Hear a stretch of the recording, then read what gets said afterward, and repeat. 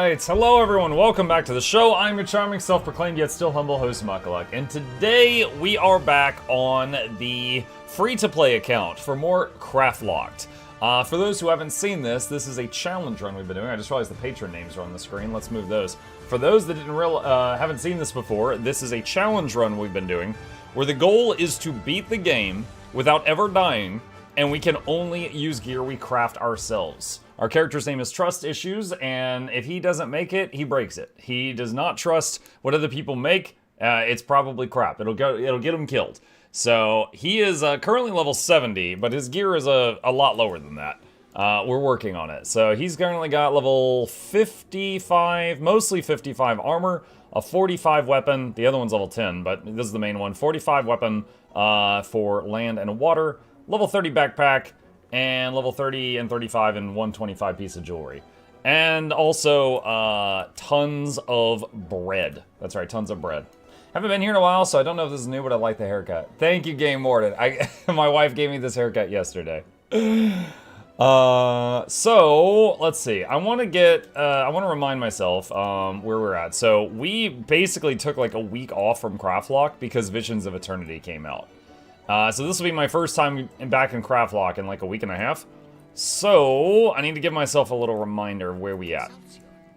So let's go over here. Look at this. We're at 253 leatherworking. And where are we in terms of materials? We do not have a ton of leather right now. Okay. And Return to the Chantry of Secrets is the current quest. I know we're approaching Claw Island. I don't know if I want to do that right now, but, yeah, we do not have a lot of crafting mats, and we also have less than a gold. We don't have a lot of money either. Okay, so I'm not sure if there's much I can do right now. I will need to, get my farm on if I want to do more of that. Alright, so I need to go, let's go back down here, spend a whole silver, ouch. So I think what I'm going to do is we'll do a little bit more of the story. And, you know, any chance we can, we will try to up our money. So that is what we're going to do right now. We've still got, Barbarian as our loyal pet with the bonus damage to bear talents. And our Raptor trial expired, so we don't have any more Raptor right now. Hey, Muck, fresh trim. Yeah, pretty fresh. Morning, Muck. Been up playing your rip build all night since your last stream. I blame you. Oh, man. I actually saw a video on YouTube from Mr. Mystic, and it was a greatsword. He wasn't even using the other weapon. It was just greatsword plus the Writ Shroud rotation that did like 47k. It's crazy. There you are, Agent. Go find your partner Tibble, and then report for your briefing. Okay. The bravery of the Order of Whisperers saved Quaggan's people. Thank you for all you have done. The dragons are a threat to everyone, Shashu. I'm pleased your village has joined the fight against them. Although war is strange to Quaggans, Quaggans will help the Order. Mustn't take it so hard. I read the report. The mission was a success. There you are, Agent. Please follow me to the briefing. We did all we could, and it was barely enough to save lives. Hey, look, it's the Tree of Birds. How are you today? Let's see. Where did she go? There we go. Okay. Just gonna skip that. Receive missing intelligence.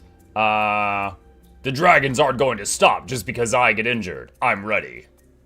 What are the mission details? Yang Easton is the Keeper of Beasts in Lion's Arch, whether for back alley pit fights or grand gladiatorial pit. He's your man.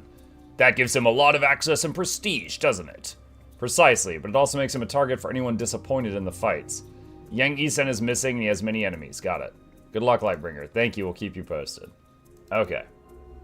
Next hardcore run should be in first person.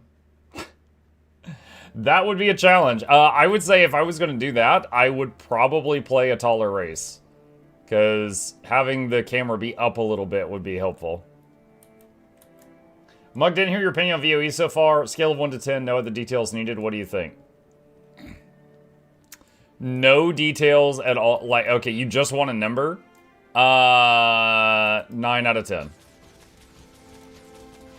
If you want details, let me know. Otherwise, I'll stop there. Muck, can you suggest me all-around Necro build heal for all content? Is Sully the right choice?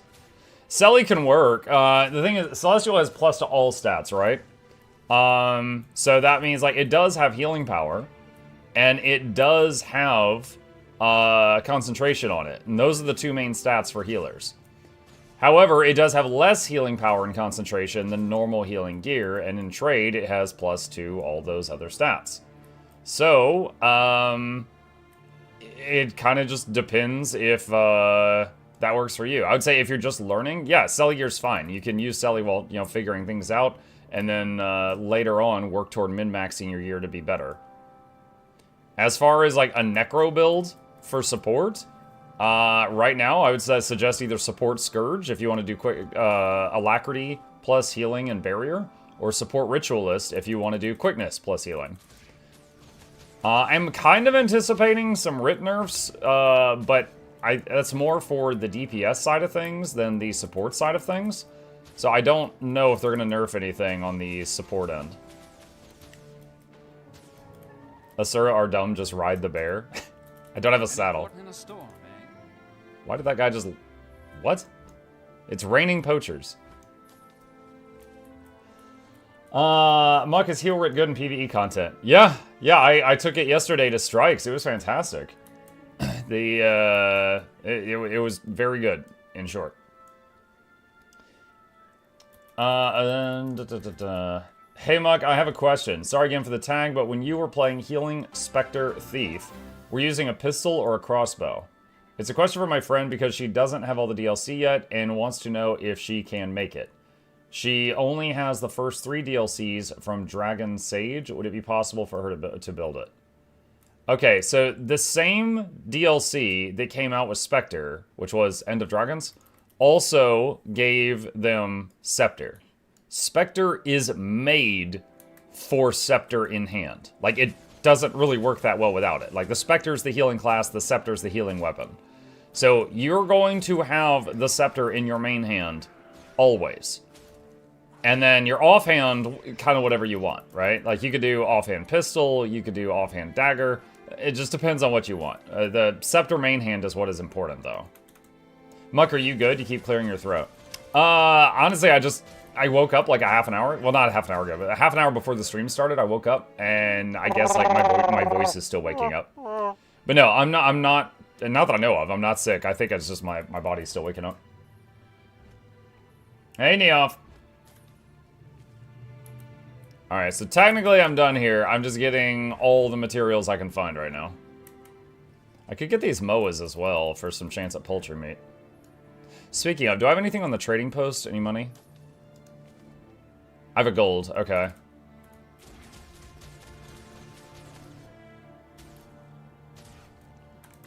The Moas can sometimes drop the... Just a moment.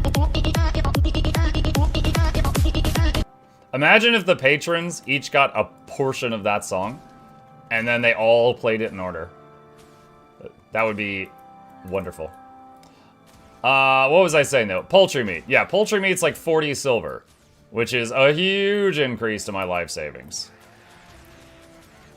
So, hoping for some of that. Yo, I saw a 1700 hit there from Barbarian. Good lord.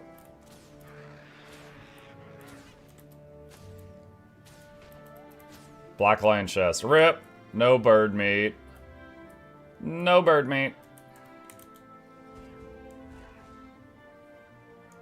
Hey, Mugchat. Hi, Crimson. Mug, do you know a build for Untamed for Longbow and Great Sorry? What? Great Sorry. I want maximum apologies per second. What? What was auto-corrected to Great Sorry? Great Sword. Great Sword. Okay. Longbow and Greatsword are a classic combo for open world and for PvP. Because the the Canadian Untamed. The Greatsword, like I've got Longbow now. Greatsword offers a block, which stops damage for a time, and also a movement skill.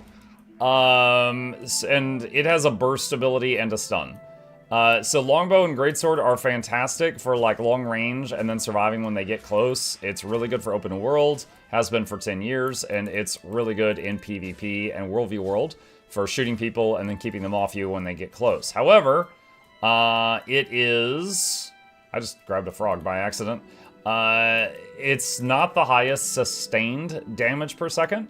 So if you were in like a PvE group doing somewhat serious content, strikes, fractals, raids, whatever, probably not going to use longbow greatsword. Because there are just other weapon combinations that do more damage per second. When do you end this challenge? First Leggy, end of story, maxed armor. The goal is to get to and beat Zaitan without ever dying, using only stuff we craft ourselves. Now, we could extend the challenge if I get that far. And honestly, you know, every veteran knows the Zaitan fight is kind of lull, but it's everything up to and including that is the worry for me. Poultry meat, yeah! That's some money. That's some money. I could cook that, but I'm not gonna. It's alarming how few birds have meat.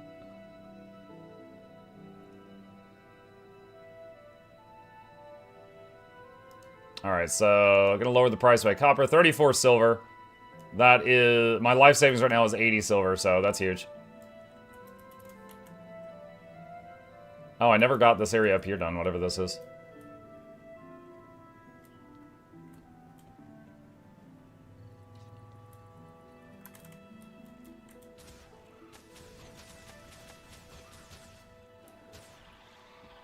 Zaitan on base class without much exotic gear is going to be cakewalk. Right, but again, Zaitan himself is not really the part I'm worried about. Isn't Longbow Greatsword kind of a non-bow? Longbow wants you to stay at a distance. No, that's the thing, is Longbow can just shoot them and keep them at a distance, and then if they get close to you, Greatsword has a block, it has a getaway move that you can use to run away, or you can stun them and hilt bash them. And also, stun resets the cooldown of hilt bash, so you can, Maul, the cooldown of Maul is reset when you hilt bash. So you can do Maul, hilt bash, Maul again. So it has CC, it has burst, and it has a movement, and it has a block. But it doesn't have good sustained damage. So the Greatsword is really for brief engagements, not extended ones. Morning Muck, I decided to go to Dearly last night. Freaking only slept for 5 hours, what the heck? You went to Dearly. Okay.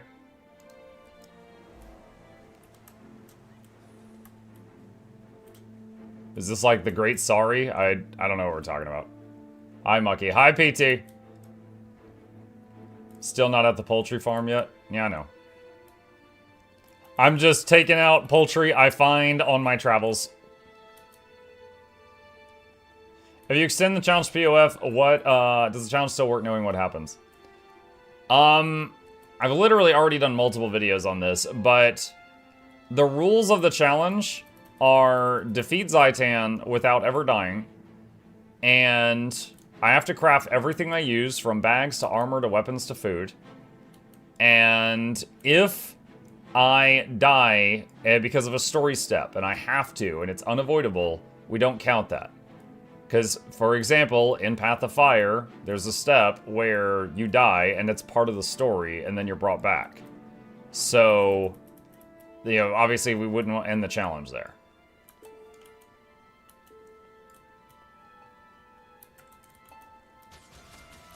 Why are you so small? It's cold, man. It's winter. Get off my back.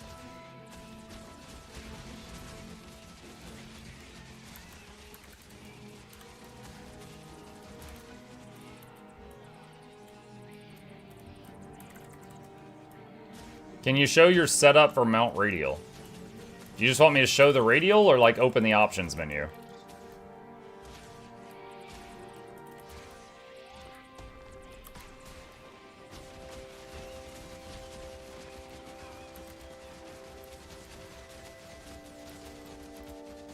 The options menu.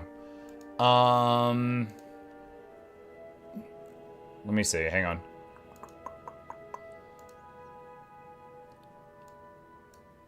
So the hotkeys don't matter. You just want them to be things that you're not going to hit by accident. Because effectively, whenever you use the wheel, you are, it will press the hotkey. So I've got a bunch of weird ones in here, like Alt Bracket and things like that. So that's how this is set up. Radial settings is like this. So, you know, I added Summon Conjure Doorway to it. Hopefully that answers whatever your question was. Did you finish the grind for the Aqua Breather? Yes, I got it yesterday. I did finish it. Need to, now I've got all the footage and I can start on a guide on it.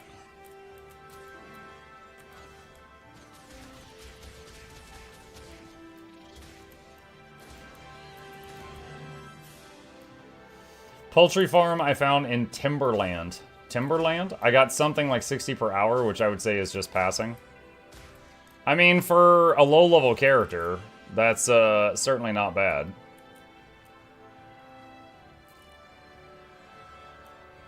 Why bats don't drop leather? I mean, it might be possible. It might just be a rare drop. What are your predictions for Timey and her illness? My prediction is they are never going to address it, and it will just be a thing for the next 20 years.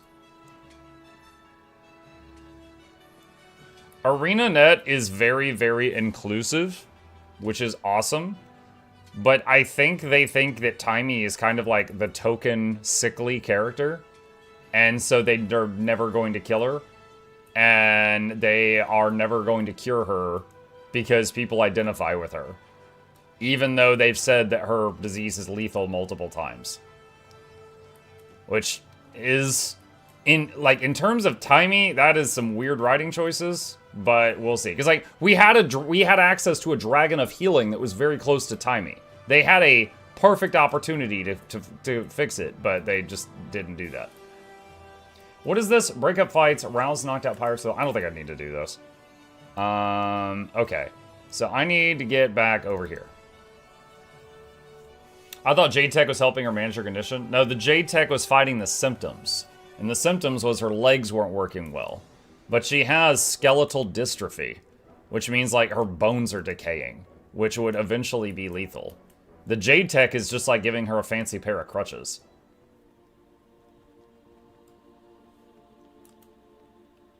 It's like a exosuit for her legs. Nice haircut. Thank you, Laura. Isn't she a super wizard now? What? No, you're thinking of Zoja. That's a different Asura. There's more than one. She's running out of timing. That's bad.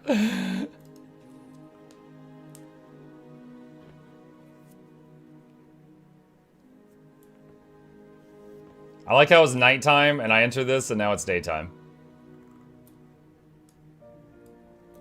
Alright. The door was locked when I got here. Good thing I was raised Iron Legion.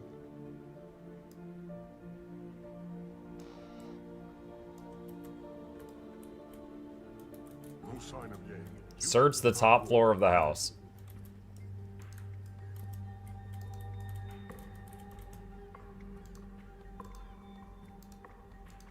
Lightbringer, I think I found something. There's a tunnel beyond this pile of rocks. Help me clear it and we'll see where it goes. Let me just use arrows to clear rock.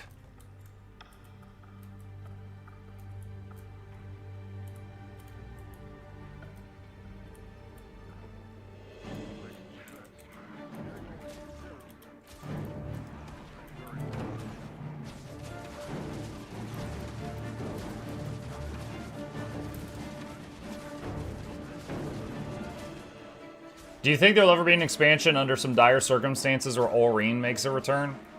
Look, there are parts of the Guild Wars 2 writing where I think the writers did not a great job, and there are parts where I think they did a great job. I think their way of getting Aurene to exit the stage was great.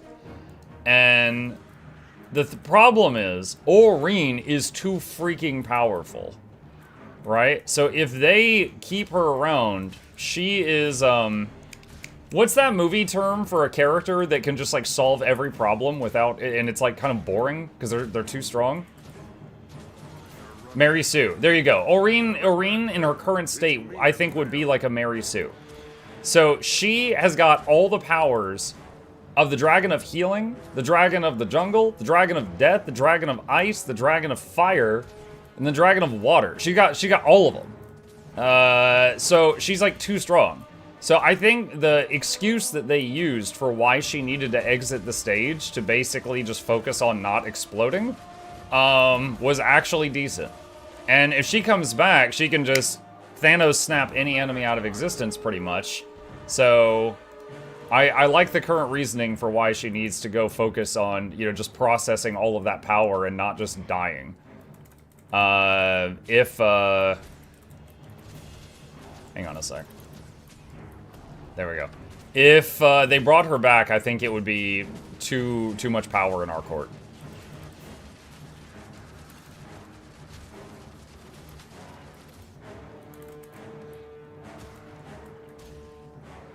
Which dragon was the Dragon of Healing? Aurene was. You know, that was I wanted when... to say something clever, but it's too early, and I have a headache.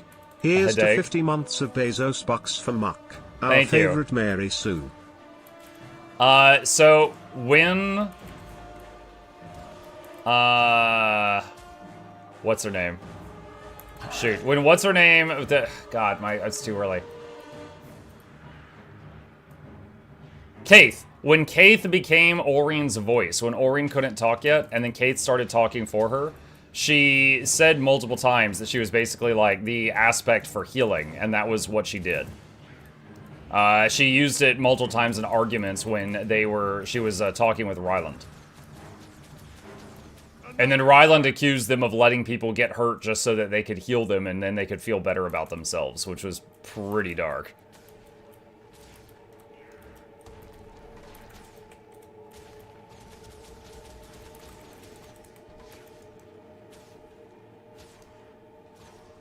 What's up with the brown filter in the Old Lion's Arch missions? I have no idea. Identify the corpse. That's him. It's young Eisen. Wow, he's seen better days. He was killed recently. Be careful. Whatever it was, it might still be there. Over there. Risen creature.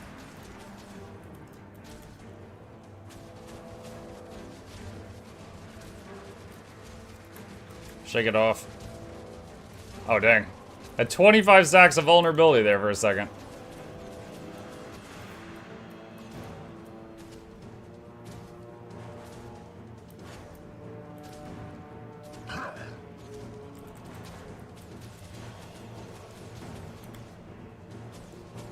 What's that cool add-on for the zone name? Regions of Tyria. If you do exclamation ROT in the chat, there's a guide on it if you want it.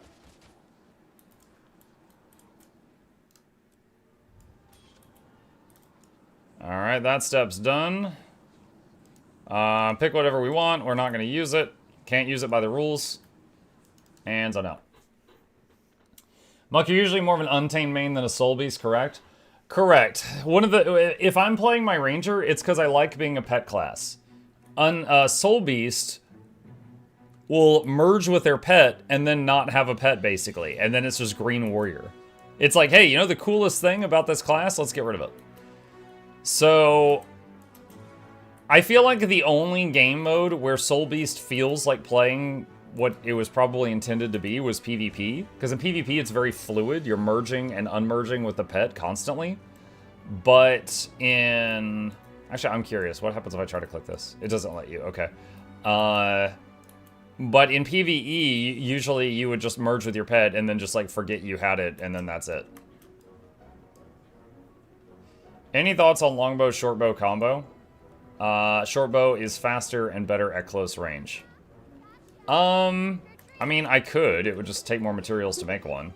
The thing is, longbow is, you know, power and shortbow is Condi, which is not a huge thing during the leveling process, but it's worth mentioning. The Greatsword, however, provides a block which stops all incoming damage, basically, for 3 seconds. Which is really, really good peace of mind. And also, it's got a movement skill. That's a really good peace of mind. Is Living World Season 1 worth doing for other than the lore? It's mainly for the story. I don't remember any major rewards from Living World Season 1. Muck, did you play any more Dispatch? Tonight. Tonight I am going to play episodes 3 and 4 of Dispatch. Season 1 uses 5 20-slot bags. Okay, so like I said, there's not any crazy rewards from Season 1. You can buy 20-slot bags on the trading post. Let's see. Okay, what's next? Meet your mentor on Claw Island. Oh boy. Okay, so that's where we're at. That is where we're at. So at this point, I guess I'm gonna go work more on map comp in Bloodtide Coast. Cause I want to get my gear higher before Claw Island. Ah, fell. Mike, I know you mentioned earlier about Mr. Mystic Grit build. I started running with it, enjoy the gameplay about it. I know, you said that earlier. I mean, that's awesome. Yeah, his was like Greatsword, Shroud, Loop, and was doing like 47k. I honestly think they're going to nerf DPS Rip. It's fun right now, but we'll see what stays. As it is crazy strong, and also you're in your Rich Shroud half the time, so you're not taking damage during that. I bet Aureen's gonna sleep for 1,000 years. They hinted at that, because when you talk to her, you're like, hey, am I gonna see you again? And she's like, I don't know if I'm gonna wake up while you're still alive, since you're immortal. She's like, but we'll try.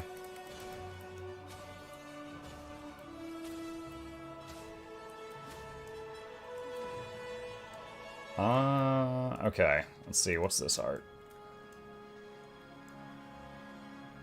Rescue prisoners from pirate cages, steal cannonballs, destroy pirate supplies and cannons.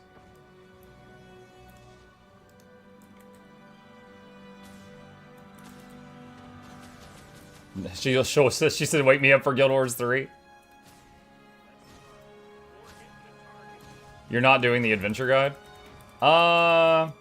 The adventure guide rewards lots of XP, and I have done a lot of steps to the adventure guide. Because right now, the thing I need to do is rally. Which is means going downstate in a hardcore challenge, which terrifies me.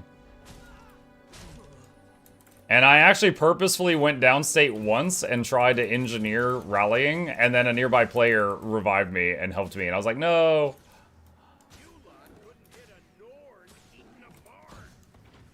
Wait, did he say you couldn't hit a Norn eating a barn?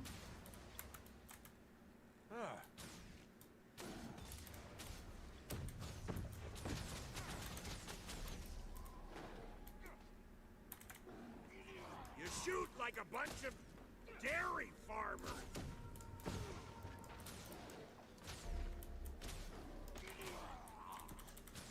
On the topic of seeing Aureen again, do you think Kaith is mortal since she is both branded and Sylvari? I don't know. Thing is, we don't know Sylvari's lifespan. There's no Sylvari that's old enough to answer the question of do they die of old age. So already we don't know. So it's not like we combined an immortal with an immortal, what is the result? It's we combined an unknown with an immortal, what is the result? So I don't know.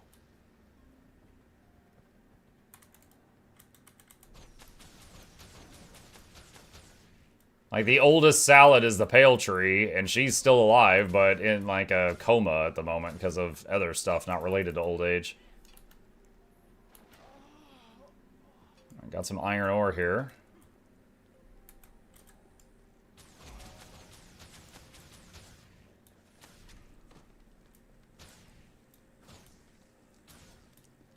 Do you think there could be an assassination attempt on Aureen simply because she's too powerful, building off your statements? I mean, anything's possible. The thing is, like, could anyone assassinate her? Again, she's got the power of every single Elder Dragon. I don't know what, like, who thinks they could sneak up on her and take her out. So 1, finding her location. 2, could they harm her? 3, let's say they killed her, then what would happen? Would that magic just be gone from the world, or would it just be released like a nuke? I don't know. These are all possibilities.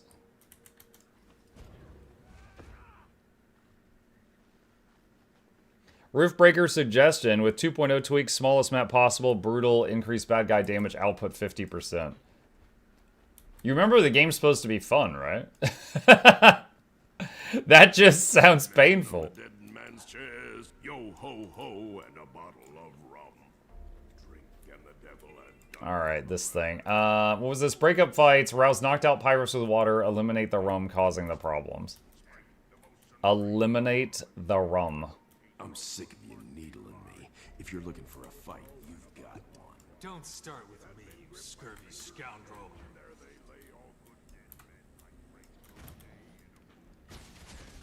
Prepare to suffer. You can't stop Jesus. I'll defeat you with silence. With these guys. Why are you replaying the main story? We're challenge account. We are doing a challenge called Hardcore Craftlocked, where we are trying to beat the whole game without ever dying, and to we can only use gear we craft ourselves. I'll defeat you with science. I could use a good fight. Interesting that the Yours 2 Dragon Saga could be compared to the first Highlander movie, and that in the end there could only be one. Unbelievable. Kinda.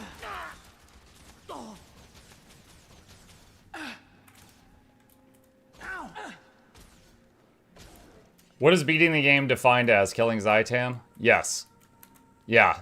Essentially, I saw a version of the Craftlocked challenge from World of Warcraft community, and I was like, oh, that looks really fun, I want to try it. And so we made our own version of it, and our version currently is defeat Zaitan without ever dying a single time, and you make all your own gear. And that's where we're at right now.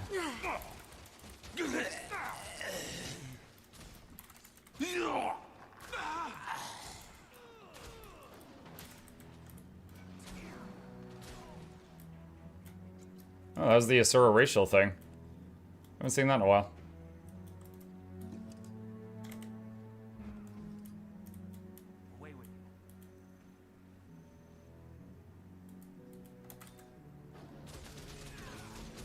I say if Irene dies, we go to a new planet in the universe.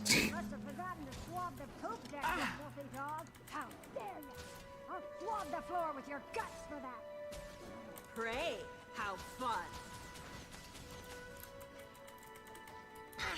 Is Zaitan the one that IRL could not fly because the wings are too small to body mass? I think that'd be a lot of them. But in any case, Zaitan's the undead one with a million like snakes coming out of his face and stuff. Oh, I forgot I can't glide. I just tried to glide. It didn't work. Pirate's peg leg. Click to consume. What does it do? I don't know what that is. Okay, that heart is done. What's next? Further south. I think only Mordremoth never flew. In the game, Primordus never flew in the game. He was always just like chilling in lava. Mordremoth never flew because he was the jungle. I don't think we ever saw Jormag fly, but it kind of hinted that Jormag flew because we always saw like the head and hands coming out of the mist in places that you would have had to fly to get to. Kralkatorrik definitely flew.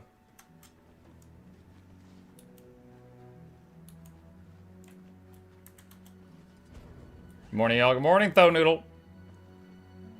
Guys, look at me. I'm so curvy.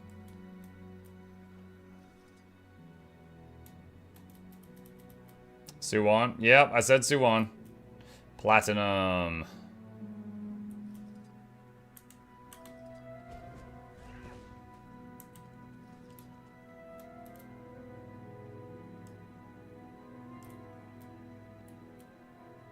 Least favorite dragon mug. I mean, I don't really hate any of the dragons. I would say the one that got, like, I was the most disappointed by was Primordius, because they built him up for 10 years, and then they did him dirty with his exit. Like, literally, they were building Primordius up in real life for over 10 years since Guild Wars 1, and then the way that they got rid of him, I was like, oh, that's not right. What's the command for your setup? That's it right there.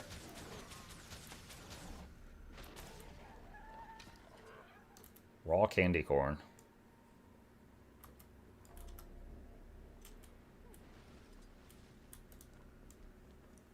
Fun having to watch on a phone because the power is out for the day. Hope your phone battery maintains. Our power went out yesterday, but came back up within like a half an hour. I was a little worried because of the stream streak. Most favorite dragon muck besides Aurene? Oh, Aurene's not even my favorite. Like, I like how they had Aurene exit the stage, but Aurene, it's like she was, I mean, it's like the Mary Sue conversation, right? She was the solution to anything. Like, no matter what the problem was, Aurene was the solution. And I kind of tired of that pretty quickly as like a literary device. But I would say, how about aesthetically? Like, in terms of how it looks, Zaitan. Zaitan is a horror movie on wings. Like, here, hang on a sec. G2 Zaitan. Let me pull up a picture for anyone who's not seen him. Alright. So, Zaitan is like, there's like mini dragon heads coming out of his mouth. Like, this is Zaitan right here. He's a spooky schmuck. He's this just weird flying dragon zombie thing. Like, I have never, like, been thinking about dragons, and, like, that was the mental image in my head. Like, the artist killed it with Zaitan. But that's just in terms of, like, graphics, right?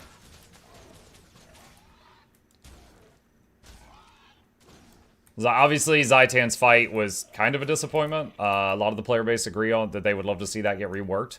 But, again, in terms of, like, aesthetics, Big Z.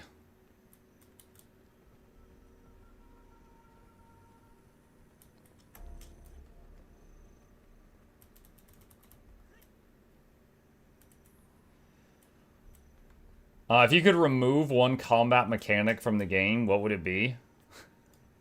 Does Antiquary count as a combat mechanic? I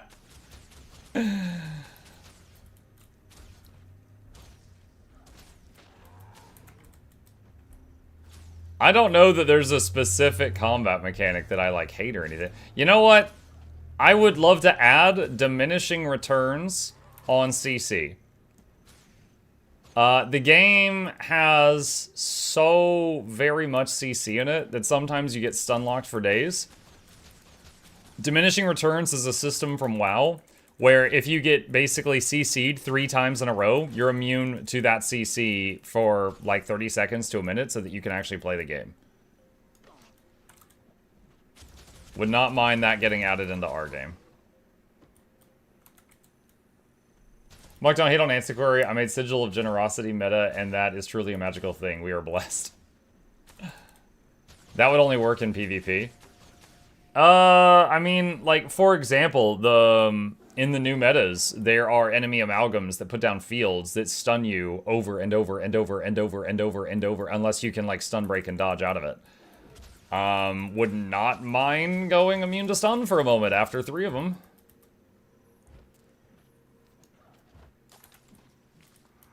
But the devs don't agree with me on that. That's just my thoughts. That's what Muck would do.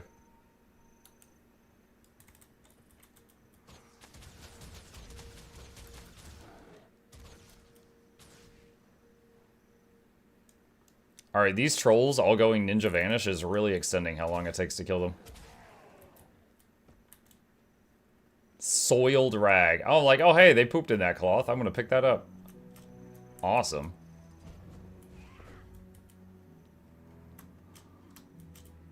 Okay, hold on. There is a bunch of ingredients in that camp to my right. I want them. How do I get in there?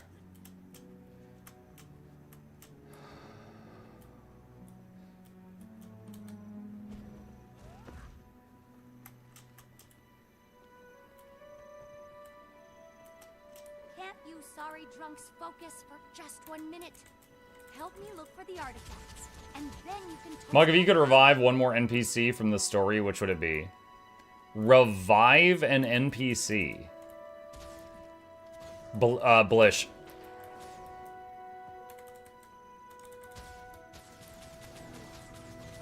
Air? Air was fine, but kind of boring. Like, in terms of, like, you know, her wants, her desires, her dreams, like, what she wants to do with her life, she was, like, she was just a person to me. There wasn't a lot going on there behind those eyes.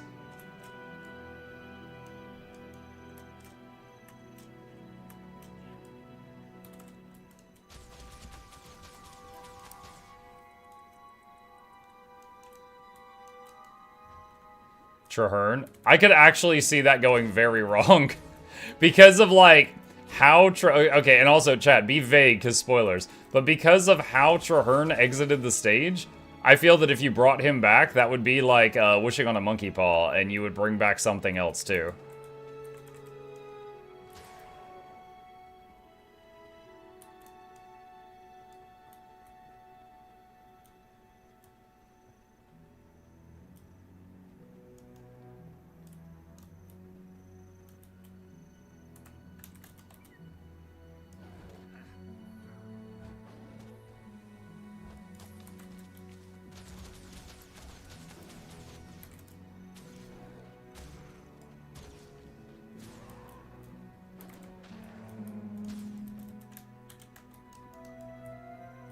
Let's see. Oh, there's another tree. Get that. Why is my killing trolls? I'm just trying to get to these resources and they're blocking my way. That's it.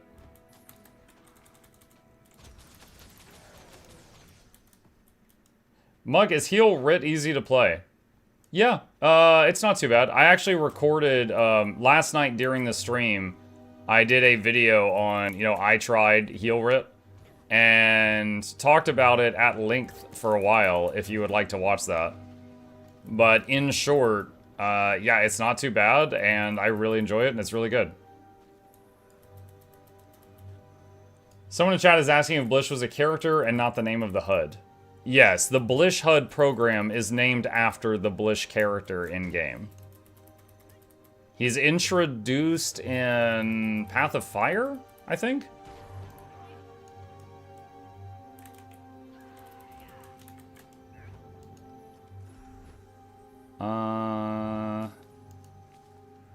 Okay, got 3 pieces of orange gear we can salvage. Because it's all terrible.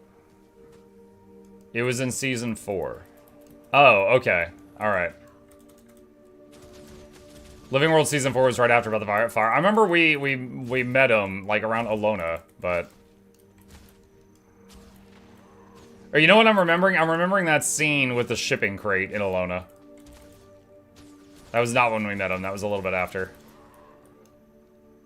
Okay. Got all the crops in here that I wanted.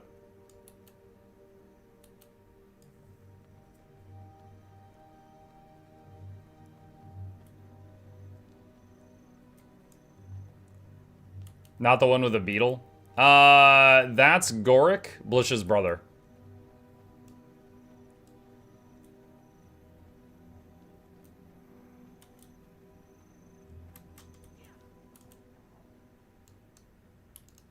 Okay, go over that waypoint now. Weirdest design decision from Guild Wars 2 launch that was changed later.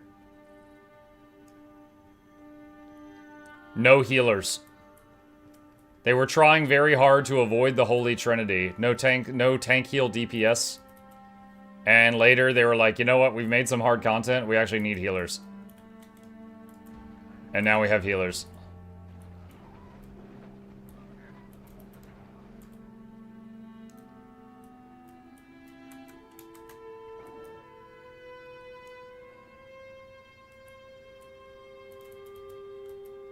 Oh, shoot.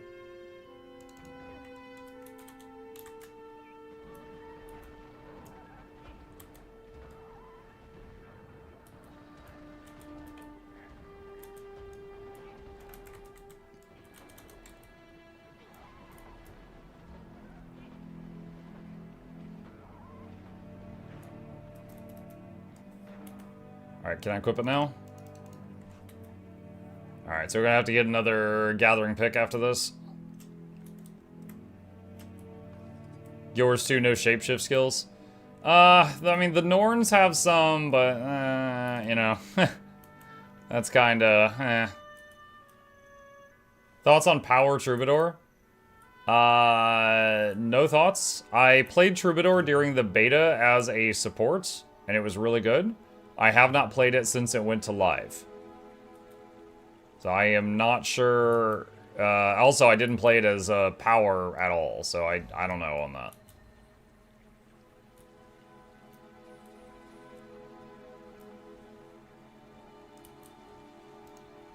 Mike, don't spit your coffee, but I spit my coffee.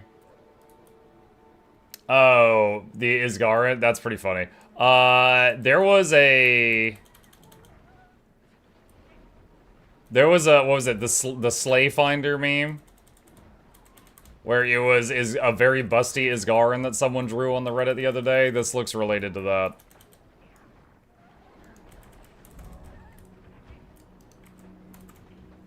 Hang on, chat.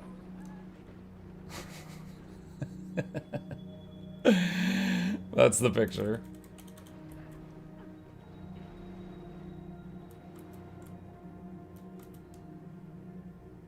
That's art right there.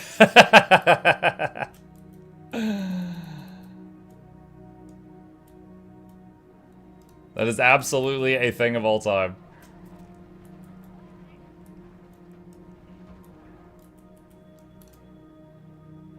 Let's see. Okay, need to get out of here. That's Miss Garin. You'll show that, but you won't show the art to the Charmo? No, I won't. I have a line, and that picture's way over that line. I just need to have the art meme from the Iron Giant on standby. It's art! Would more parkour mechanics think wall running or grappling hooks be a cool expansion mechanic, or just pointless? It'd be pointless. We have 9 different mounts that travel in different ways. We do not need wall running. It's funny, though, because people have asked me if I think they're ever going to add another mount to the game. And I've always responded, the only thing I think we don't already have a mount for is moving on walls. So I would love to see, like, a giant spider mount. Unfortunately, arachnophobia is the most common fear.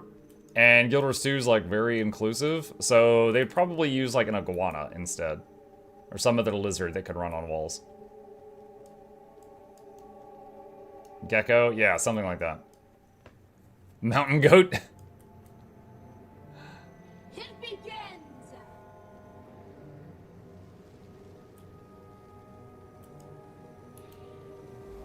Okay. Just gonna do this to port out of here. Snake? I don't think... Do snakes usually run on walls? If any dredge has survived the undead attack, you'll find it. That's why spiders aren't meta pets.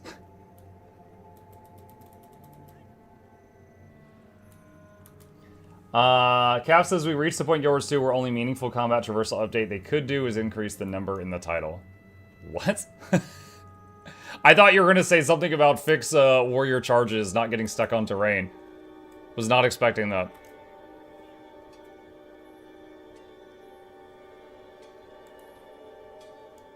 What about that fractal where we need the light of Deltramore? Yeah, but there's the big pit, but there's walls, right? So if you had a gecko, you could just skip that whole puzzle. Muck, Griffin, or Skyscale design wins. As someone who has both, I use Skyscale way more than I use my Griffin.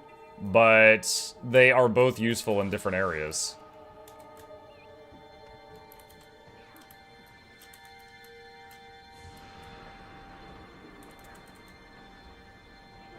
Remove one mount, which one is it?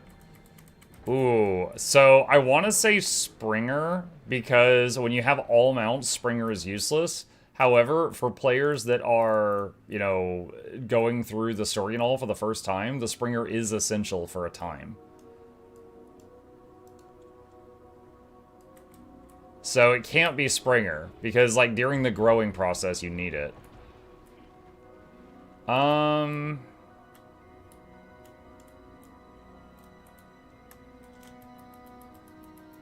I mean, honestly, Turtle's the most useless one, I think. Like, there's a couple of metas that force you to use the Turtle to break through things, but you could do that with, like, Warclaw. And it's the slowest one. But it is a multi-seater mount.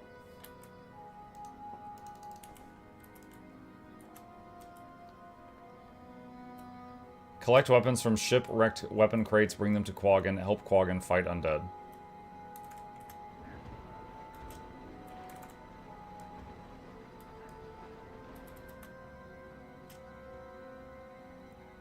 Skyscale has siege attacks the firewall, yeah.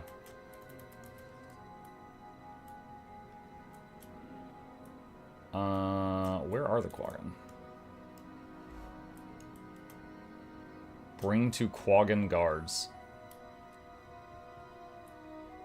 Where are Quaggan guards? Juvenile red. Do I have a red jellyfish? There you go, buddy. Ah, he won't take it.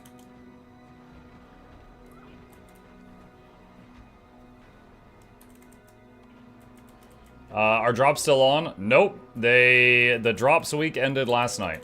/ this morning. Which is the next mount to get reworked next? Again, I'm hoping Springer. Are you here? But we'll see. When they chose to do Skimmer next, I was surprised.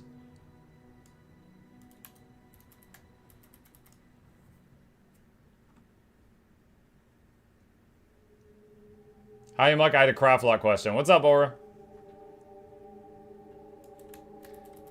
I found the new update made the Skimmer a good option now. I agree with you. That doesn't change the fact that I was surprised.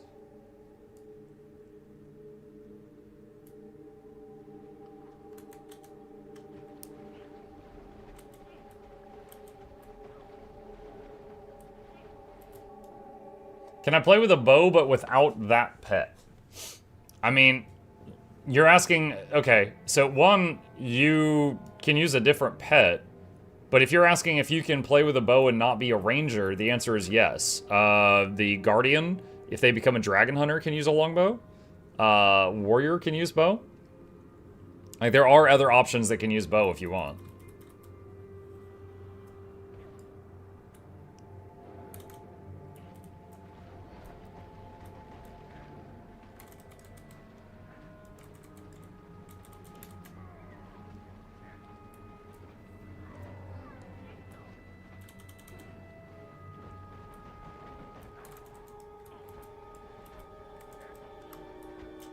You don't need to be a DH now to use a bow with Soto. Even if you have Soto, you still have to own the expansion that gave Dragon Hunter if you want to have it unlocked, though. Like, Adstrike, keep in mind, we're talking to new players if they're asking that question. So they probably don't have all the expansions yet.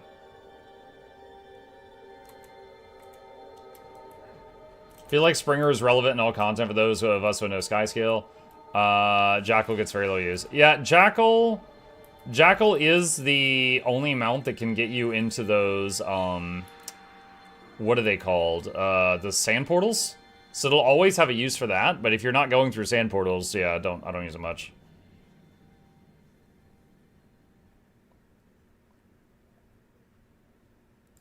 You need DH unlock, yeah. So what Soto does is allow you to use any elite spec weapons you have unlocked on your other elite specs. You still have to have them unlocked.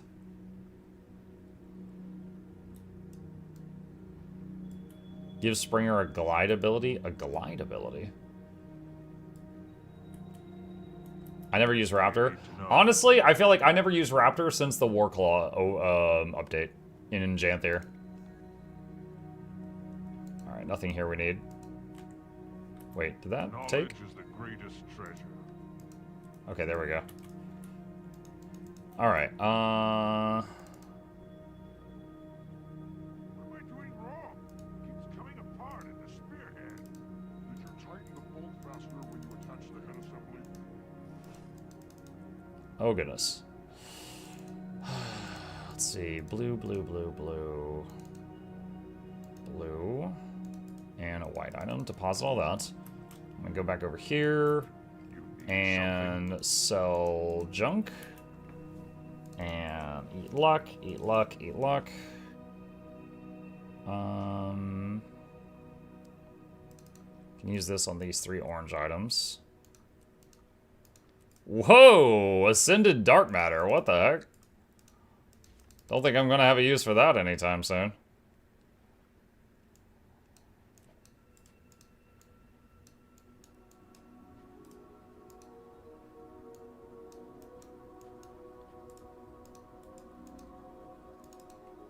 Eat my last ham sandwich. Okay.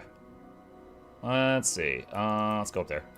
Mug, in the video you posted for Craftlocked, you mentioned doing an alt character to access more crafting disciplines. Why don't you do it all on one character? You could swap them around and max on alt characters. Cost 50 silver to swap, level 500 crafting. Aura. My life savings is 88 silver. You just described the reason I'm not doing that. Spending 50 silver every time I swap them is not feasible for this brand new account. It is free silver to just have a second character and use their crafting profs. It smells like pour in here, Aura. I can't do that. Are you ever allowed to sell mats or is it banned? I'm allowed to sell stuff on the TP if I want. Here's the thing, free to play is not allowed to do a whole lot with the TP. But it's like, for example, poultry meat sells for like 40 silver. I've been selling poultry meat instead of using it. But like, if this random thing, watch, it won't let you. You can only sell super basic stuff. Trick-or-treat bags I've been able to sell for like 2 or 3 silver each. Let's go west and open up the map. Also, my character doesn't have a rebreather, so we've just been holding our breath underwater for a year now.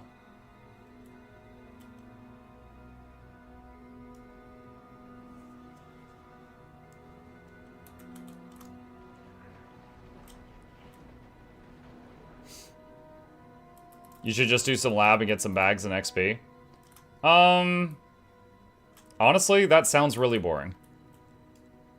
Yeah, well, if I wanted to just farm money, I could just go farm the lab or poultry or something. Honestly, the lab would be kind of risky because if Steve slapped me, the run would be over. But that sounds really boring. I'm trying to play a Chronomancer and it needs Heart of Thorns. So when I try and buy expansions 1 and 2, it says I already own it. Why can't I play the Chrono?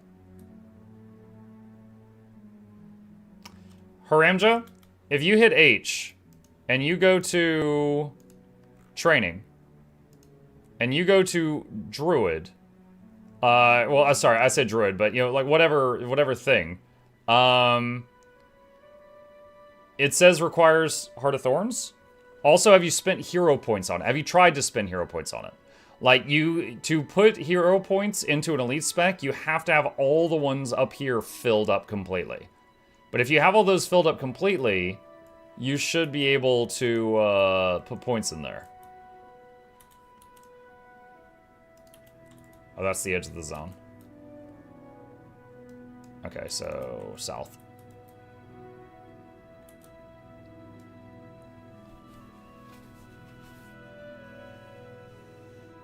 You can sell stuff you craft? On free-to-play, I cannot.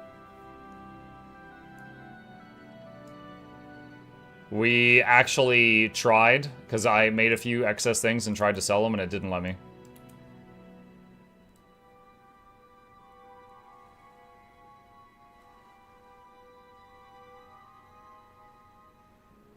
You don't die in the raceway?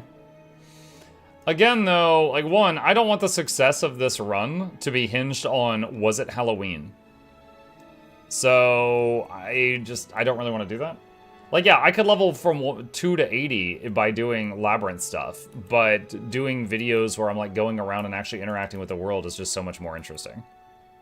Those horrid undead have taken over. When is it considered no longer free to play in this game? When you've bought a single expansion, any expansion.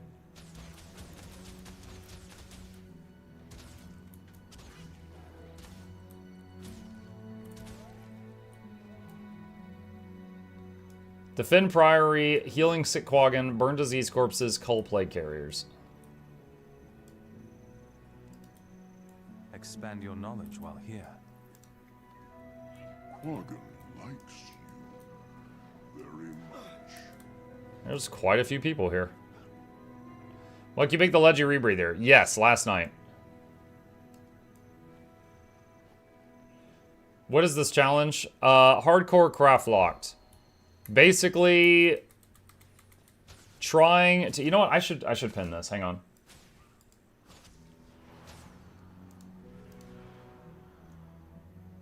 Wait, didn't I have... Oh, there we go. Yeah, I made a command for this. Exclamation Craftlocked. Yeah, right there. Also...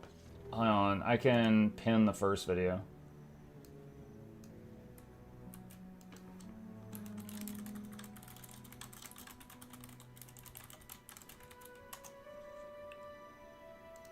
Boo, boo, boo, boo, boo.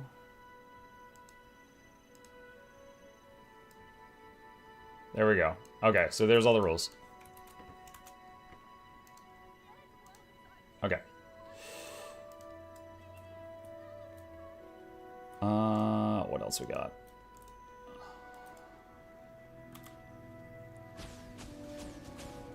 Good day, sir. Hello, Zero. Since you made the legendary rebreather, does that make you Daddy Shark?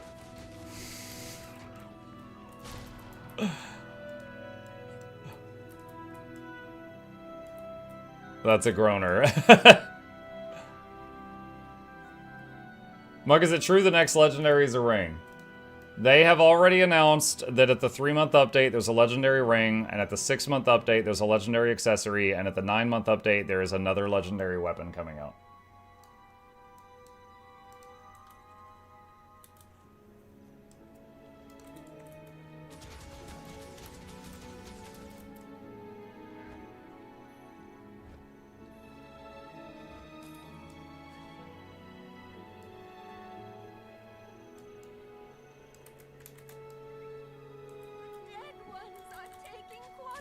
Muck, why are you using Protect Me? It's just a good emergency button. It's a stun break, and it also applies protection, reducing incoming damage, and it also gives Barrier, which is a bonus health. So it's like, it's an immediate emergency recovery button. It's just one of the best oh crap buttons in the Ranger class. That's why it's there. Have you bought trade?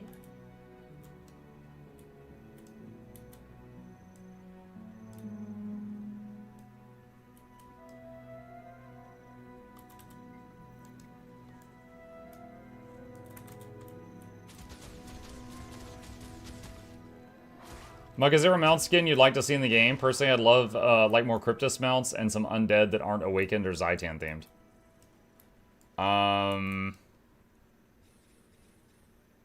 I think all the undead in the game are Awakened or Zhaitan and themed. So yeah, that would be different than what we got.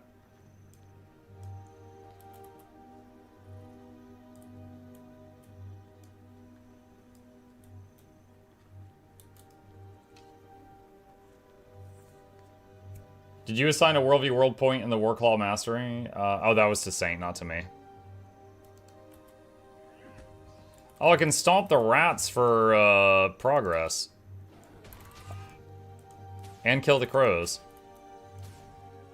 Master of Overkill. 77,000 damage in one hit.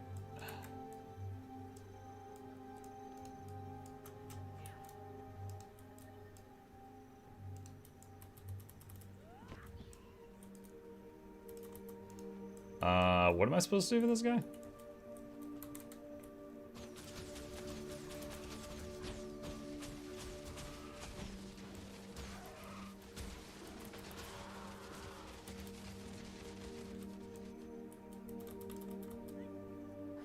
Have we ever met a truly evil Quaggan? There were some Jormag corrupted Quaggans that they looked kind of like those fish that are at the bottom of the ocean with the lights on their head. Anglerfish, I think. And they were pretty spooky looking. Those horrid undead have taken over. You must drive them out so we can reclaim our land.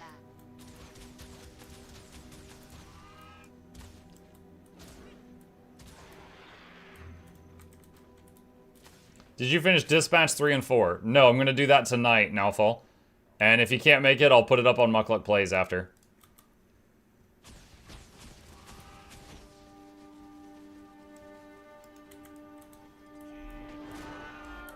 There we go. Okay. Let's go back and see if the heart has any recipes or crafting stuff. Hi, as a new player, what is the best things to buy with Karma? Truly whatever you want. Half the stuff on the Karma merchants are like low-level equipment you can use while you're leveling up, and half of it is completely pointless. So it's truly a whatever you like. You're going to be getting Karma constantly while you play, so you just pick up things, sometimes even cosmetics. Sometimes you might find something and the stats are crap on it, but you like how it looks, and you're like, oh, I want to pick this up to unlock this graphic, you know? So that's fine too.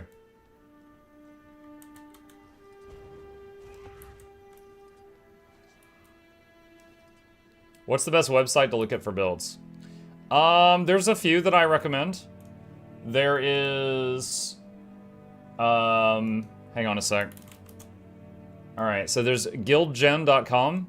There is a ton of builds on this site. There is snowcrows.com. These are the guys that are like hardcore endgame raiders. They focus mainly on like how to squeeze the most damage out of a class in PvE. There is MetaBattle, which has a whole bunch of builds for different game modes. When you're on MetaBattle, though, my main recommendation is to read the comments, kind of like you're shopping on Amazon and you're looking at the reviews under the item before you buy it. Always read the comments before you copy a build. Juvenile Armorfish.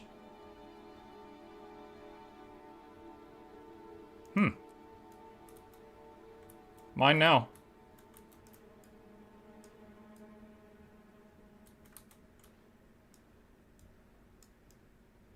Don't know if it's going to do more damage than the bear.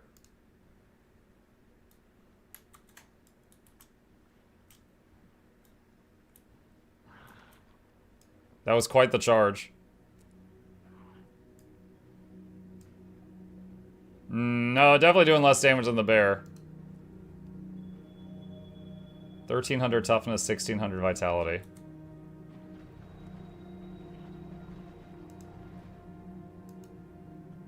Yeah.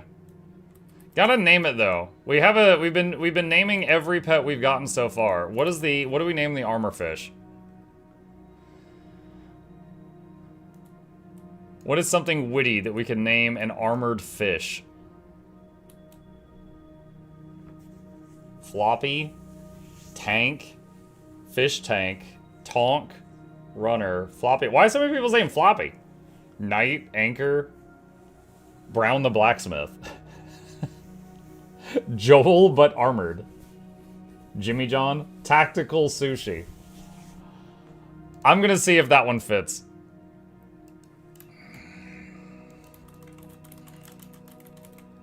Tactical sushi, welcome to the team.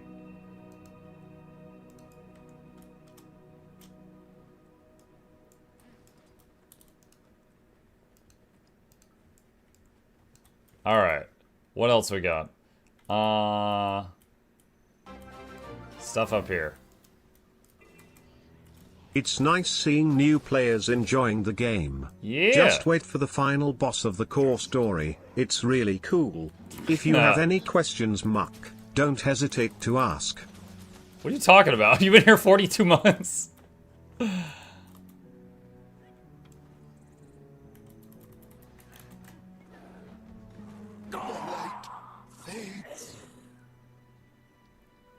Thank you, Cyclo.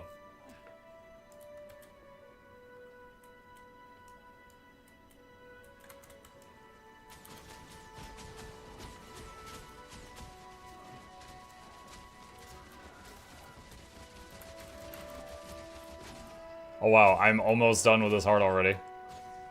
This is going very well. Muk has traveled back in time when he's a new player. Yeah, I guess so. Muk, seeing as you're new, how do you like the game so far? It's, you know, I'm pretty new. I'm only like 10,000 hours in, but it's pretty good so far. It's pretty good.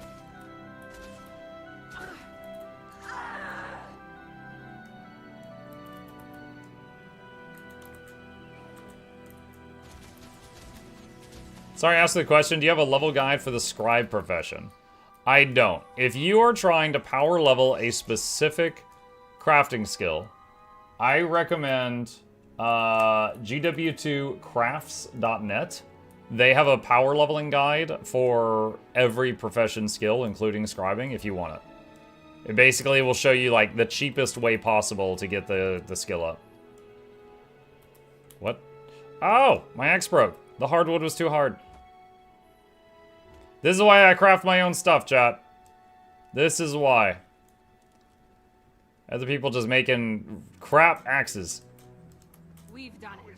The undead are returning to whatever underworld they've come from. We must remain vigilant. Got kind of lucky that event was going when I got here. It made it a lot easier.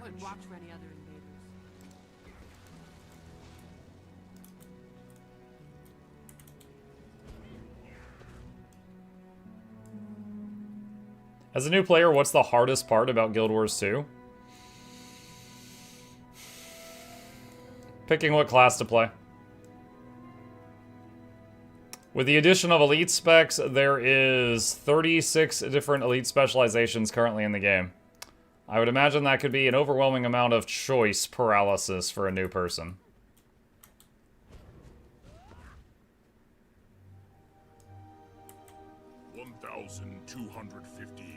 Huh?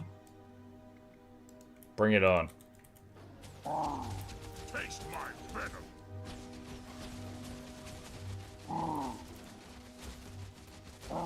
This guy's got some armor.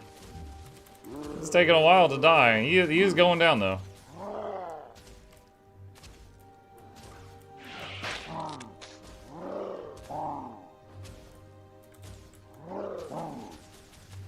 Get him, barbarian!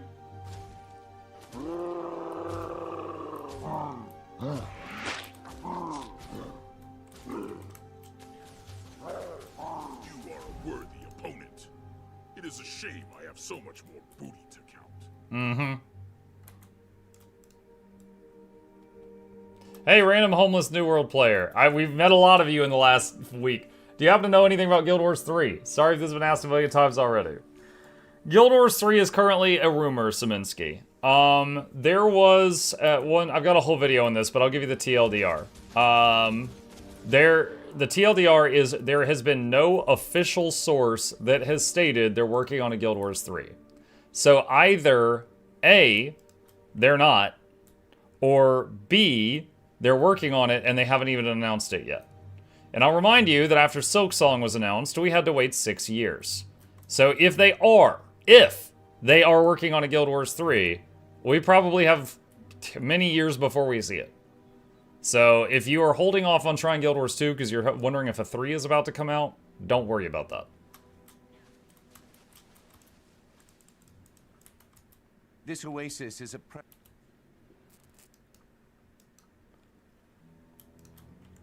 Muk, what's your opinion on the new story requiring to complete a collection of 3 or 4 items? Wasn't a fan. I'm totally fine with them having collections in the story, but I think it was implemented very poorly considering how many people got frustrated with it, including myself. It was leaked in like an NCSoft meeting. No, that was a mistranslation. So Zero, there was a meeting and I believe it was in like Korea or something. And when it was translated to English, someone mistranslated Guild Wars 2 to 3 and it spread like wildfire. That's what you're referring to.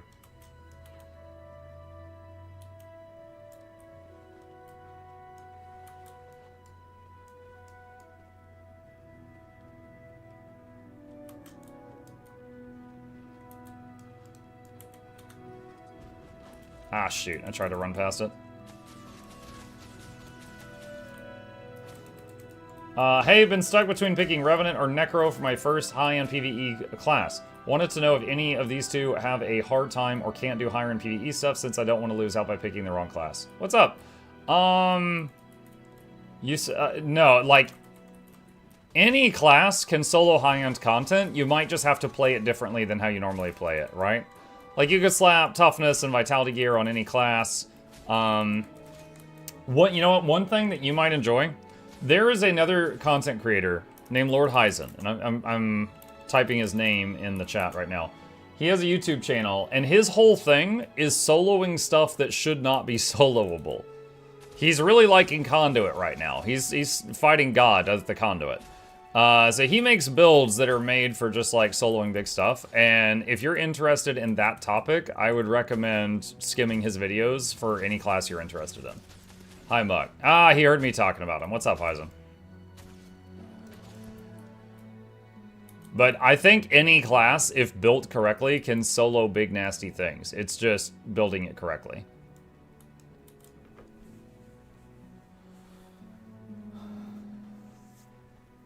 I think the NCSoft thing wasn't a mistranslation. I think it was the CEO not knowing what he was talking about. Okay, maybe. You said his name too many times. Hyzen, bleh. Trying to figure out how to get up there. Don't, oh, this might be it. It might be a JP.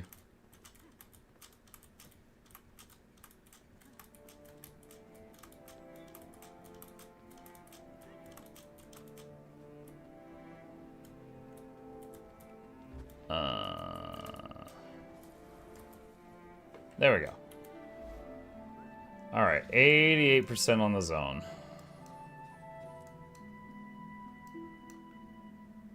Oh god, what am I missing? I think there's some fog there, and down there. Alright.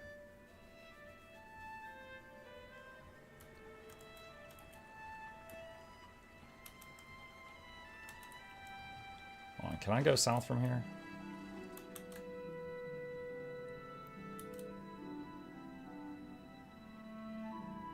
I found the collections okay, but I found the hints very helpful. Main problem is they weren't helpful to most people. Yeah, I read the hints and was lost, and also, you know how they would point on your map where to go? Those map things were wrong half the time, which just made it even more frustrating.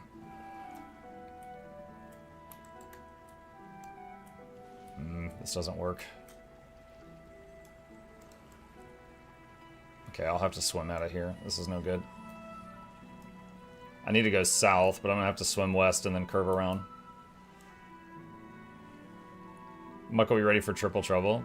I don't think we should do triple trouble on trust issues. I was actually thinking I could probably do Shadow Behemoth on him, but Fire Elemental was way too scary.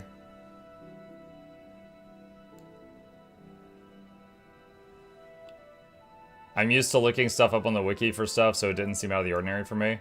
Well, the wiki was down the first few days of the expansion, basically, because the API was down. So all of the information for those collections wasn't up yet.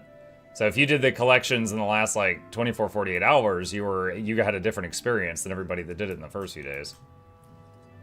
You should try Big Boss, the achievement. I already killed Fire Elemental on this character. We almost died numerous times. Very scary stuff. Okay. Freaking... trying to figure out how to get down here.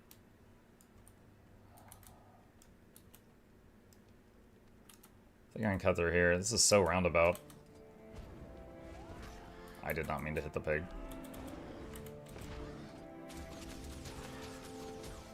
Go to Harathi one, gives you some leather. I'm not farming right now. I'm just trying to finish this map, because I've almost got the map comp for this map done, and then I'll get a stack of some material.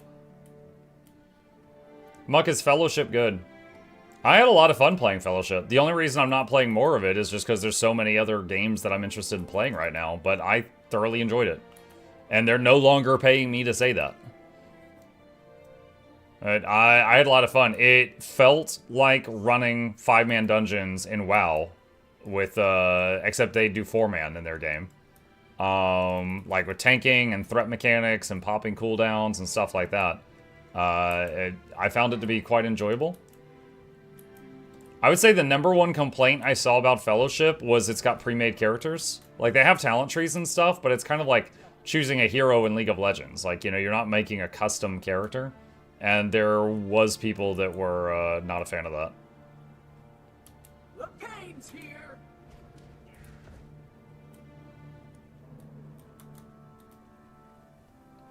Do you count getting downed as dying? No. I count dying as dying. I actually went down one time on purpose trying to get the rally achievement. Well, the rally thing for the adventure guide. But somebody else ran up and revived me and messed it up. You know what? I want to try something here. Hang on.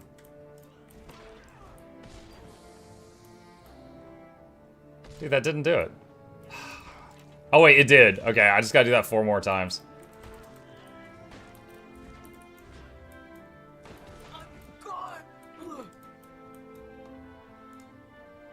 So it doesn't count instant cast stuff.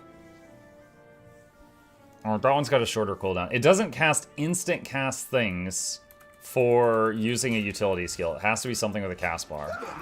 And all the stuff I've been using was instant.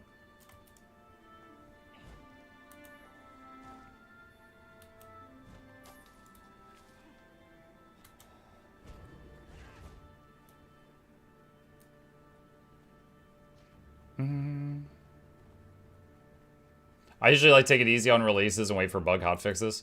Oh, that's absolutely incredible advice for the average gamer. But since I'm a content creator, I couldn't do that. I have to just ram my face into the wall repeatedly.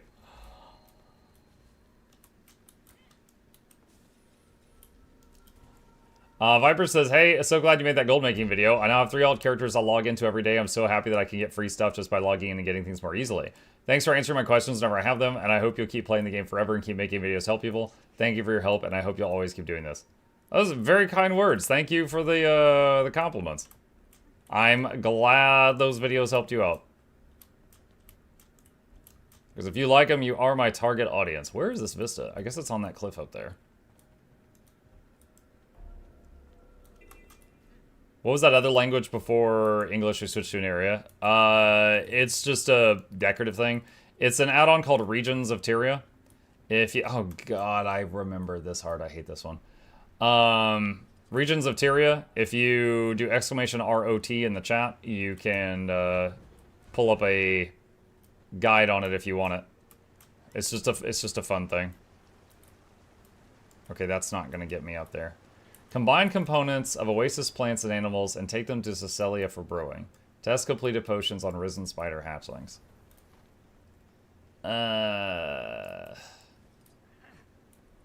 Alright. Where is the lady? Wait, is this it? Mushroom spores. Coral.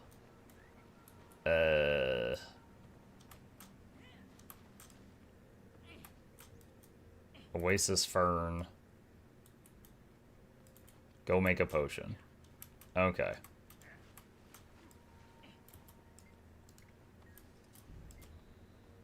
Alright, use it on a spider. Oh god! That was clearly a fantastic potion choice.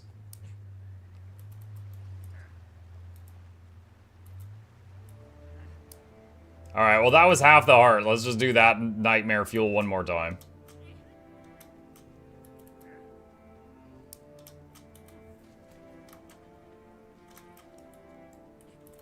All things have a right to grow. What? She's like, no, you already did this. Crap. I didn't realize I couldn't redo. Strangler vine.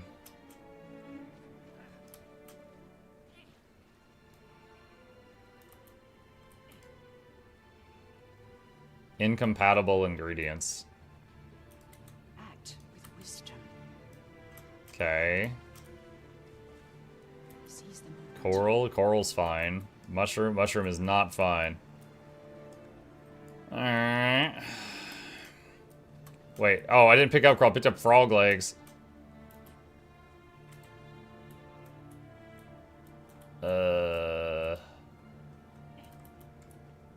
Okay, that works. All things have a right to grow.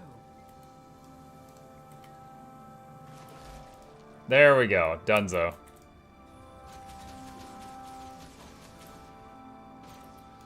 Okay. Shop. Foraging sickle. No. No, we're not gonna do that. Alright, how do I get to that vista back there? Ritual is such an OP spec right now, it's so much fun. I've really been enjoying Rit the last couple days. Don't know if they're gonna nerf it or not.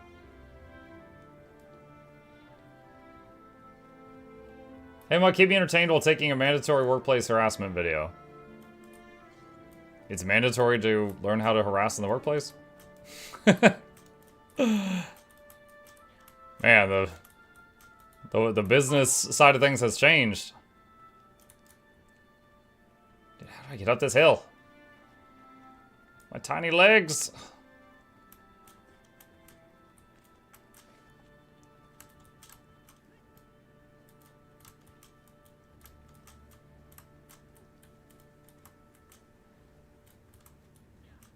Oh my god, get this tree out of my face.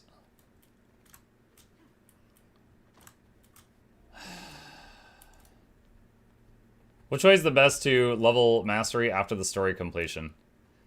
I finished the skimmer stuff, then the survivalist stuff, and then the other stuff.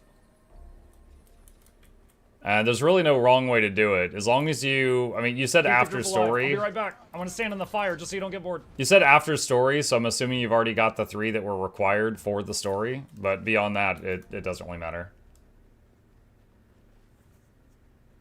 What's the fastest way to get the mastery points? If you mean like the XP, rift hunting. Pop a bunch of boosters that you've got stored up for experience and join a group doing rifts. We'd best prepare for battle. We must keep the oasis free of corruption. Zaitan's minions must Alright, I am losing it. How do I get up there? You might need to fight too, you know. What did they say about 2 heads again? I'm not familiar with that one. Perhaps you can explain it to me after we save the oasis?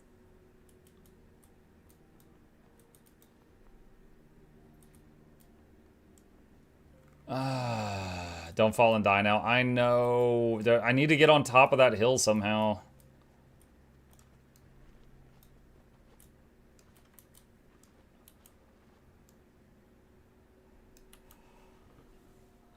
Aren't there some mushrooms or branches closer to the vista?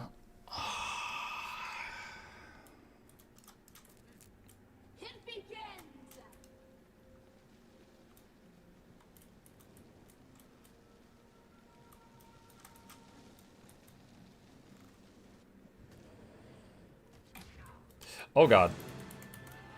That hurt.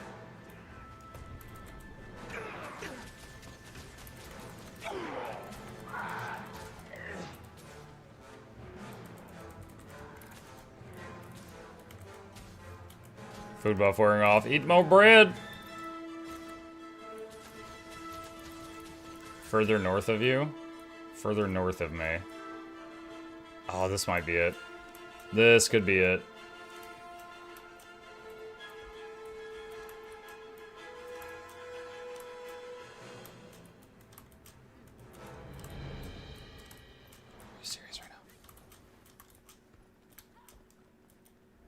Thank you.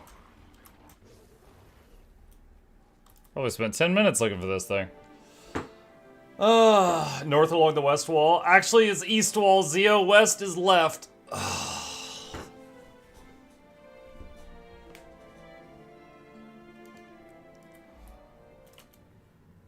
West is that way. What am I missing? 96%. 1 hero point, 1 waypoint. What am I missing? Weast? Yeah, Weast. Alright, whatever I'm missing, it's not even unveiled on the map.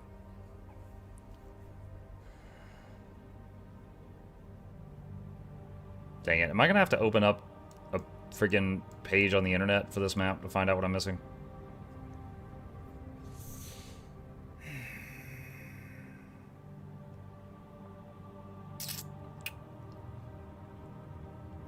Under where it says Mournful Depths. Change map layer. Nothing here. Mournful Depths. Okay. Joseph says, so far with VOE, would you say ANET is hitting their stride with the annual model, or would you still prefer a return to older content models?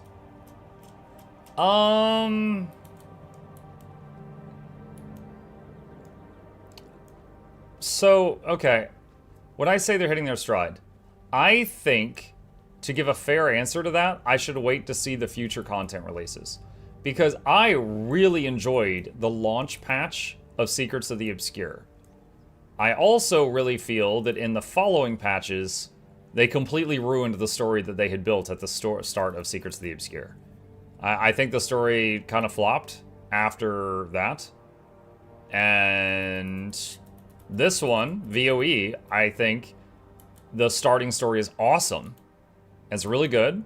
And now I think it's up to them to maintain that. So will they kind of let it flop again, or will they, you know, keep cooking? I don't know. So I think that part remains to be seen. As far as like the features involved in these yearly releases, I think they're doing great. You know, we got homesteads, we got expanded weapon proficiencies, we got weapon master training, we got a Warclaw overhaul, we got a new way of getting the sky scale, we got open world legendary armor, we got a skimmer overhaul. Like, there's a lot of good stuff we've gotten in the last 3 annual things. Could they do more? Sure. They also could have done a whole lot less. You know, after Path of Fire, we waited 5 years. Like, those of us that were playing the game after Path of Fire, most of us thought that they were just done updating the game. And then it was like, we were still playing just because it was an awesome game, but we thought it was basically on life support. And then they announced End of Dragons, and it was like, oh, there's more? So, yeah, I mean, that was a 5-year gap in between those two. So, I would say I probably like the yearly stuff more, because it's nice to know that they're constantly breathing life into the game. It also brings in new players, right? Also, someone told me to come over here. Are you sure? I didn't find anything. It's also always bringing in new players, right? Because people are like, oh wait, I think I see it right there. People will see on the news, like, oh, Guild Wars 2 is getting a new expansion. And they're like, oh, well, I didn't even know Guild Wars 2 was still up. And New World is dying, so maybe I'll go give Guild Wars 2 a shot. Source, some of you in chat. So, that is another thing.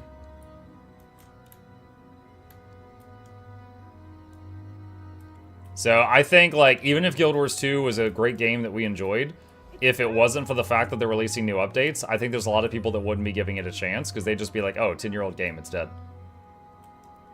And now look at it. It's, you know, granted, like, less than a quarter of the player base are on Steam, but the Steam player base just had record-breaking numbers the other day, breaking 10K concurrent players. And that's a minority of the player base, because most of them are on the standalone client. There we go. All right, give me something good. 40 cotton scraps. We can definitely use that. Transmutation charge and 2 things we can salvage. Also 30 silver. Okay, so that's what we got for doing all of that. All right. Okay, Bloodtide Coast is done. Definitely not ready to go to Claw Island yet. Steam numbers are still a good heuristic for the global vibe. Yeah, for sure, for sure. The reason, anytime I talk about this, I try to constantly point out that the Steam numbers are just a fraction of the community, because a lot of people take those to be like, what's the word? Like gospel? Like that, like that's it. That's all the players. And I constantly want to point out, like, no, that's not all the players. That's only a fraction, and it's still doing good.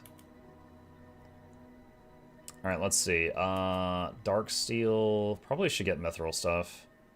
So, Mithril, Logging Axe, and Mining Pick. And let's get some more salvage kits. That was probably too many. What am I doing?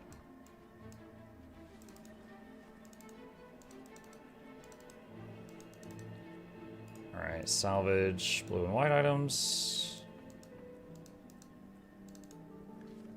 And salvage yellows. Should I get another one for yellows? God, that's a lot of money. That's a lot of money.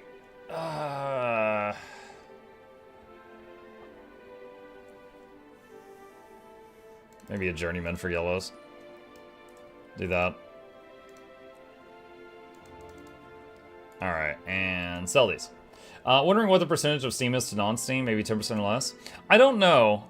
If I wish I knew, because there's the standalone client has been out for 13 years. Hey, 666 viewers, nice. What's up, Satan? It's me, your boy.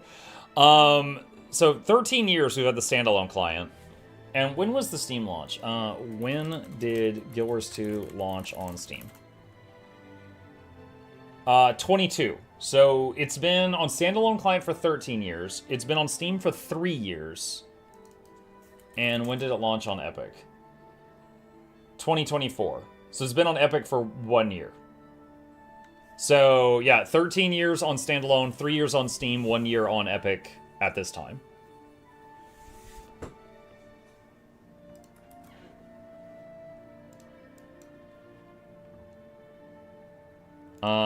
Mystic salvage kit. Doesn't that need those mystic crystal things? Yeah, it's a mystic forge stone. I don't even know how to get those these days. Gem store and achievement chests.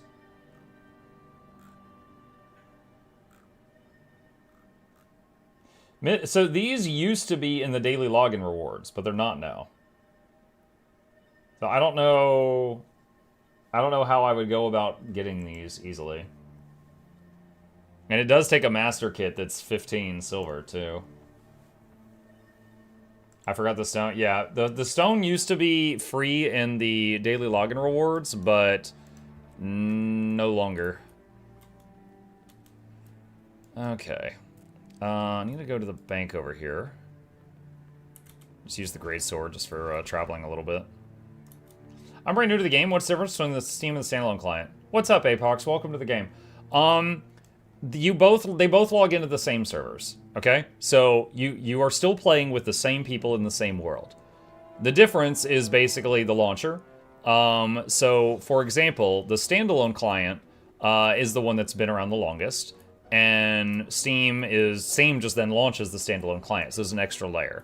So there's very rare times where, like, if Steam has an outage, you might not be able to play Guild Wars, even though Guild Wars is running fine. And also purchases. So there are occasionally sales on Guild Wars 2 standalone client that are not on Steam, just because Steam takes a cut, so they do it differently. Like, hey, hang on just a second. I'm going to use my referral link just to open the shop for a second. So if I go to Visions of Eternity, there is a Standard Edition, a Deluxe, and an Ultimate. Deluxe and Ultimate are not on Steam. Standard is on Steam, and then in-game you could buy a digital Deluxe upgrade, but there is no Ultimate on Steam or Epic. So if you care about that, that's a difference. If you don't care about that, then it does not matter. But just because of being able to participate in more giveaways and free stuff and the less chance of the very rare error with Steam or something like that, longtime players will typically recommend you play on standalone client. But again, if you're a diehard Steam fan, it's fine either way. Did you know the gateway to the Mad Realm goes both ways? Don't forget Hall of Monument. That's a good point. If you ever played Guild Wars 1, you can get rewards in Guild Wars 2, just cosmetic stuff. And that system does not work with Steam. So yeah, that's a thing.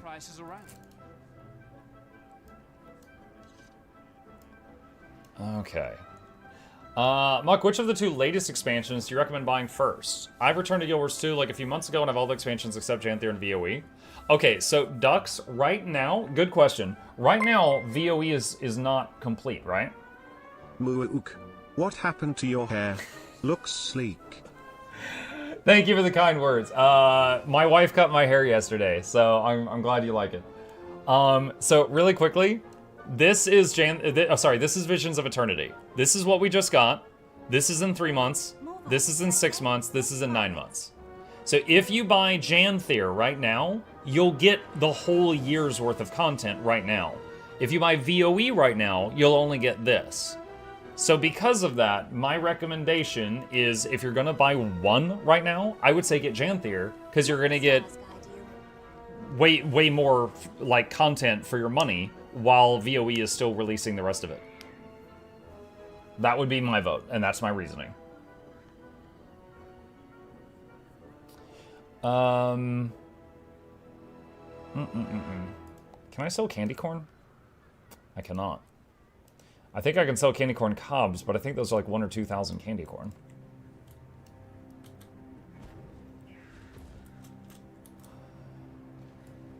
Elite Specs is a big draw.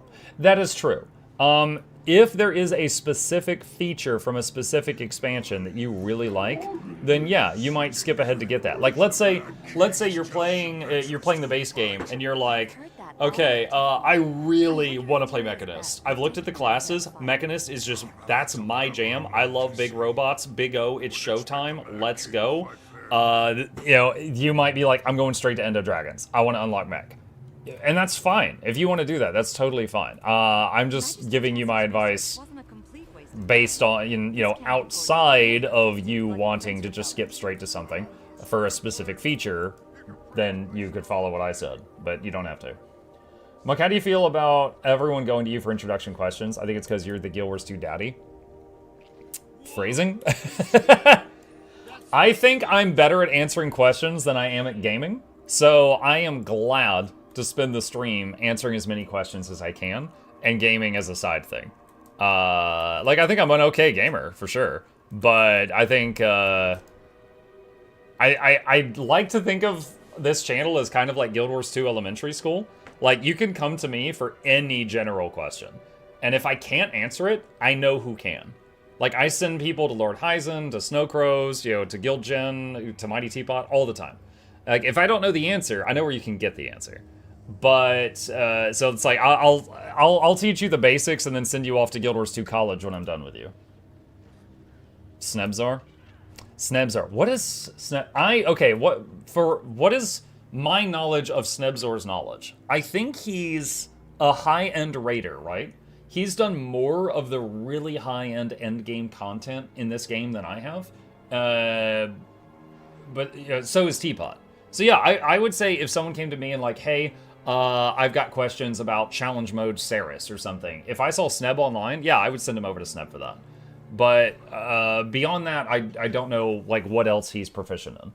Like, if someone asked about like a crazy lore question, I'd be like, oh, Wooden Potatoes is your guy, you know? But I will say, Snebzor is super nice. I met him when I was in Seattle, and he was great. Like, I talked to him, he talked to my wife and my son for a bit. Like, he was a really nice guy, for sure. Muck, where are the Guild Wars in Guild Wars 2?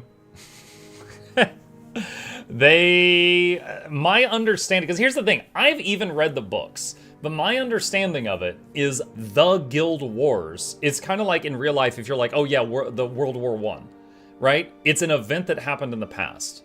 My understanding of that is when Guild Wars 1 came out, it was named that because of the Guild Wars that happened in Tyria's past. But of course, it's a misleading name because everybody is like, okay, well, where's the Guild Wars? Where's the Guild versus Guild gameplay? And Guild Wars 1 actually had wars between guilds.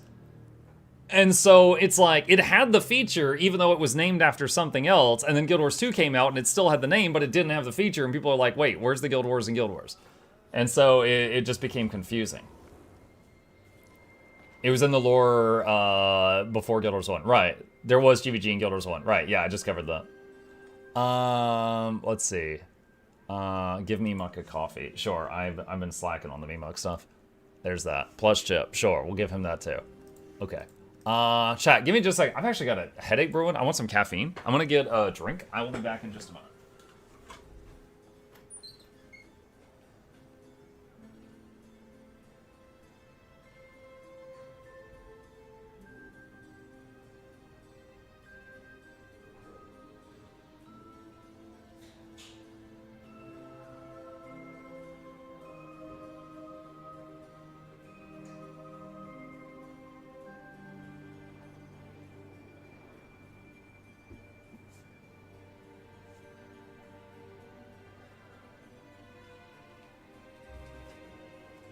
Hey, Chip. What's up? I don't know if you guys heard that. Chip says hi. He met me in the entryway to visit. Okay.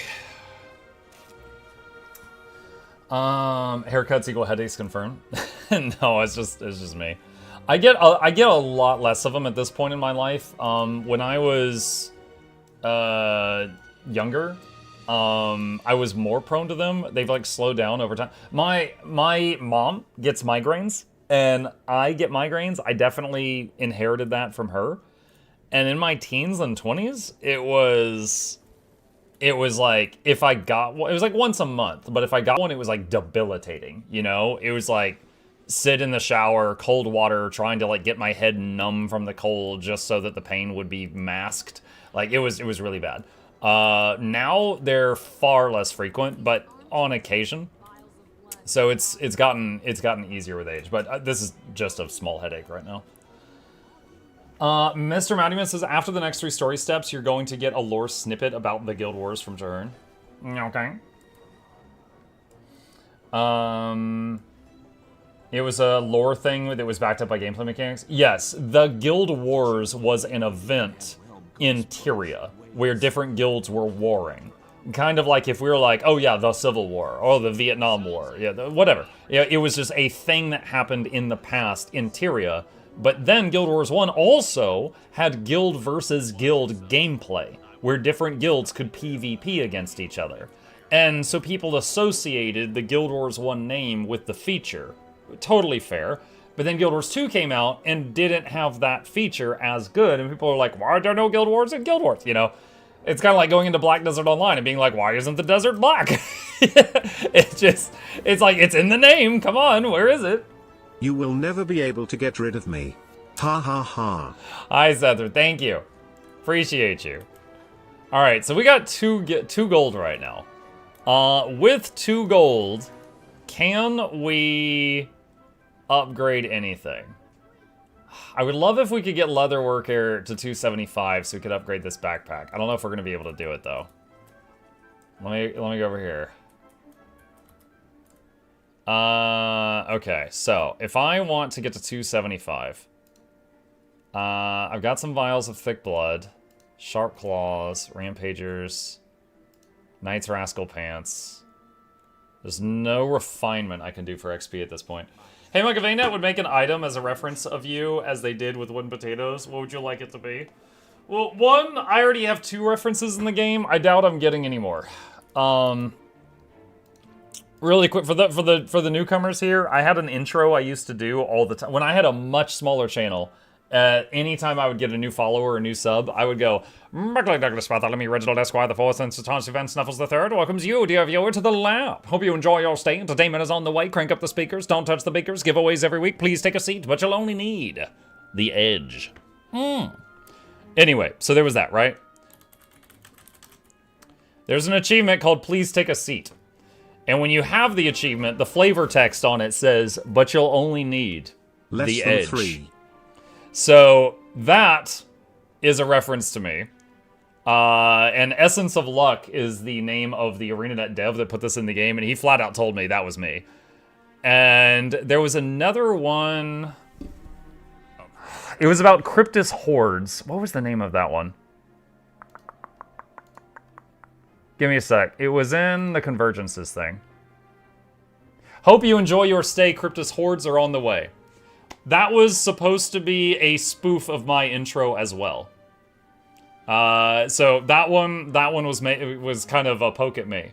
Doesn't Laura have one? She does. I don't remember the name of it, but there's one achievement that says, like, doing this would be as crazy as doing the clock tower jumping puzzle backwards, but who would do that? Which is a reference to her because she did that. Does Zeppela have one? Not that I know of. Zeppela hasn't been playing the game for that long. I could be wrong on that, but I think Zeppela is relatively new to the game. I will say the coolest reference in the game that I know of. Teapot should have one. Teapot does have one. What is it called? Dolphy. Okay, any new players won't know this creator. When I was starting out, anytime I needed a guide, I looked online, and it was usually Dolphy or Iron Maiden had made a guide on what I needed. Dolphy has a character that is a boss in a fractal named Siege Master Dolphy. She kills people, right? Like, her reference in-game has a body count. I think that is the coolest reference in-game, because she's actively murdering folks every day. She's the first boss in Urban Battleground. Okay, someone says teapot. Okay, in the PvP VIP lounge, there is a teapot sitting on a table, and when you click it, it gives you a stack of might. It is a mighty teapot. Does Ian have one? Not that I know of. That's not to say it doesn't exist. I don't know of one for Ian immediately.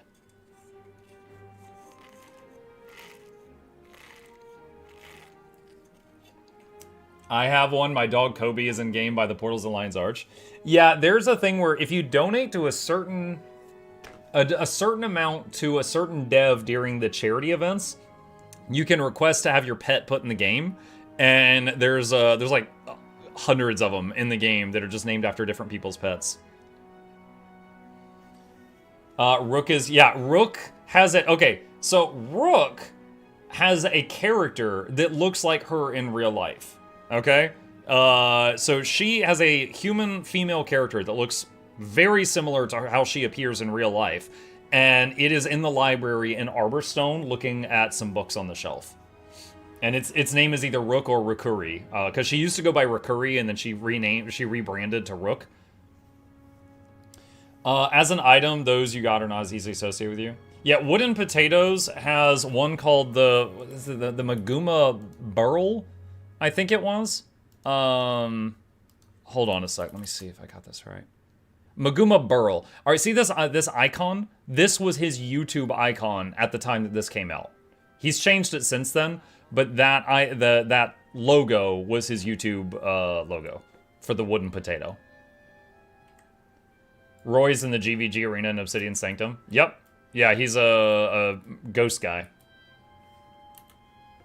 Yeah, I could do a whole video, because I would say, like, of the creators in the game, like, half of the ones that have references in the game were no longer playing the game when... Can I do this in town? Oh, I can. Okay, 2 more of these and I'll be done with this. Half of the ones who have references in the game don't even play the game anymore.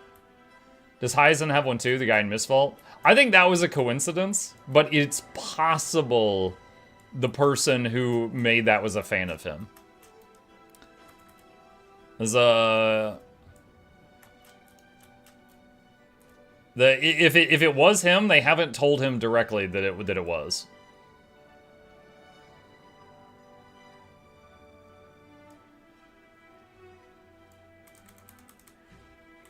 Just waiting a few more seconds on this to finish the adventure guide thing. There we go. Boom! Bunch of XP. Alright. Change that back.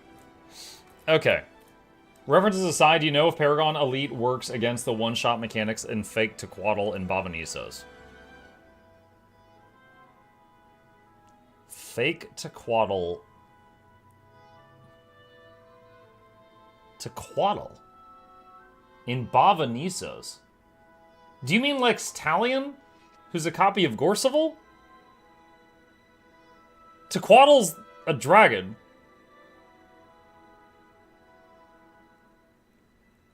The first boss of the meta. Okay. Yeah. Alright. Alright, you mean the tentacle guy. Yeah, that's Timu Gorseval. Yeah, no, that's Lex Talion. Okay, no, I know, I'm on board now. I get it. Do I think it would work about it? I doubt it. Because people have tried dodging that. They've tried aegising that. I would imagine someone has probably tried Signet of Stone and Rebound. I've never seen anyone survive that. So, I would say I doubt it. You could try it, but I doubt it. How much longer for Twitch drops? Negative 10 hours. They ended last night. Has anyone tried Zenrei's weapon? Okay, Zenrei's weapon doesn't work if you go to 0 health. So I know Zenrei's weapon wouldn't work. Because Zenrei's weapon, the hit has to do more than 15% of your health, but not down you. And if it doesn't down you, and it did more than 50% of your health, you heal 95% of what you took.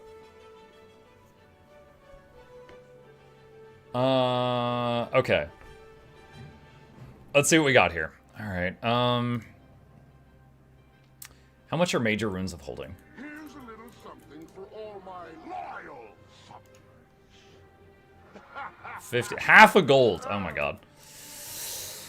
That's no good. Okay, what can we do here? So, I did Valkyrie, I had Knight Insignia Boots, Valkyrie Coat, Knight Gloves, Cleric Mask. I could do some Berserker pieces. I can make 2 more bolts of linen. Alright, let's make some Berserker insignias here. So I haven't made Berserker anything yet. Alright, let's do boots. We're just doing this for the skill. Glove. Goggle padding. Goggle strap. I think I just ran out of linen.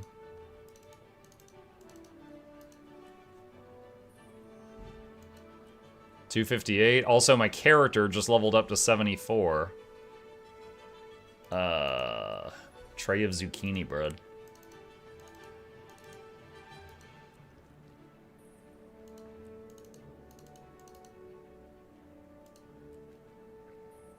$262. Okay. By the way, someone earlier said you can sell on free-to-play anything you craft. You know what? I am absolutely shocked because I was about to try to prove that guy wrong. Earlier, we tried selling some stuff and it didn't work.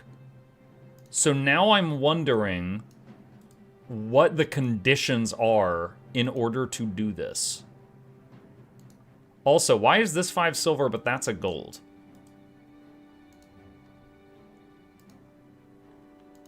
It was the 7-day restriction on new accounts.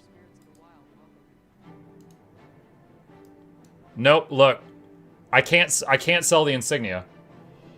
Okay, so is there multiple layers to the restriction? So I still have restrictions. So either A, there's 2 types of restrictions and one was lifted, or B, some items that I did not anticipate could be sold can be sold.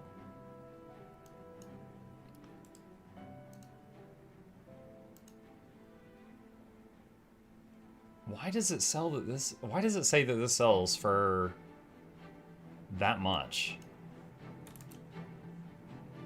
15 silver to list it.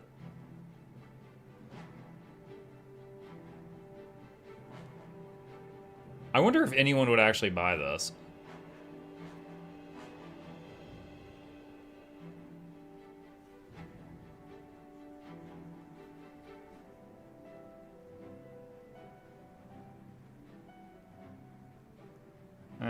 It's worth a shot. Maybe someone's salvaging it for something.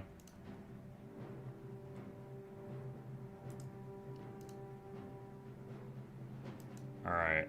Those 2... Alright, let's do that. Get some of the leather back. Alright. So now... Let's see, we did the mask. What was the next thing after the mask? Long coat. We need more linen. Alright, how much is linen? Let's say I bought 50 linen. 25 silver. Sure. Alright, let's start with that.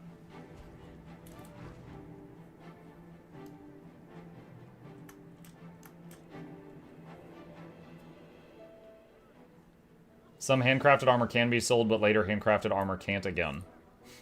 It's weird. Did I not just buy some linen?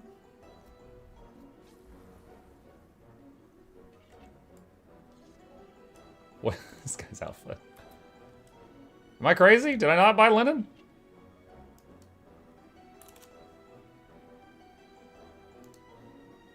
Okay, there we go. Weird. Yoink, I bought your boots. Oh. Thanks. Yeah, that'll be part of the video. For some reason, I could sell this and manage to get some silver for it. Not really sure why. Okay, let's see, I was gonna do a... Oh, not that. The long coat panel?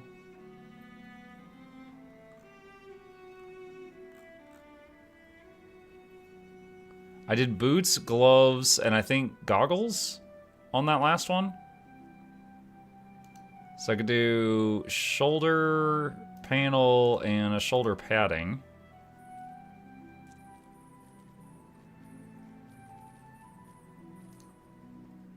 That's severe of gold earning restrictions, I guess, to avoid bots. There's still lots of ways to earn gold on free-to-play, but there are quite a few restrictions to avoid bots, and you know what? They work. Because it is really rare to see someone in game like trying to be like, oh, go to, you know, buymygold.com, or, you know, this. I used to see those all the time. I don't know if it's still like that, but back when I played WoW, I saw that all the time in like map chat and newbie zones, and sometimes people would use corpses to spell out web addresses. Hang on a sec. You're not gonna believe me if I'll show you this. WoW gold sellers using bodies in town. Hold on a sec. Image search. Okay, here we go. Like, this was a real thing. They would use corpses of level 1 characters to spell out, go to our website in the towns. Okay? Like, this was a real thing. And, like, in this game, it's literally not a problem here. Like, because one, you can get gold through legal channels through the gem store, and two, it doesn't have pay to win. Like, even if you get 1,000 gold, what are you gonna do with it? Get one legendary weapon and have crap everything else and you'll still die? So it's like, the gold just becomes for cosmetic stuff, basically, and some quality of life. So it's actually nice because it's just because of the way the game systems work, we don't have those issues. All right, Berserker, Rascal, Shoulders, done. Okay. Let's see. What else can we do? So Valkyrie and Knights just became old. Okay, so now it's just... Oh, wait, did more insignias come up? Was this already here? So Rampager, Cleric, Berserker, or Assassin. Knights and Valkyrie are now old.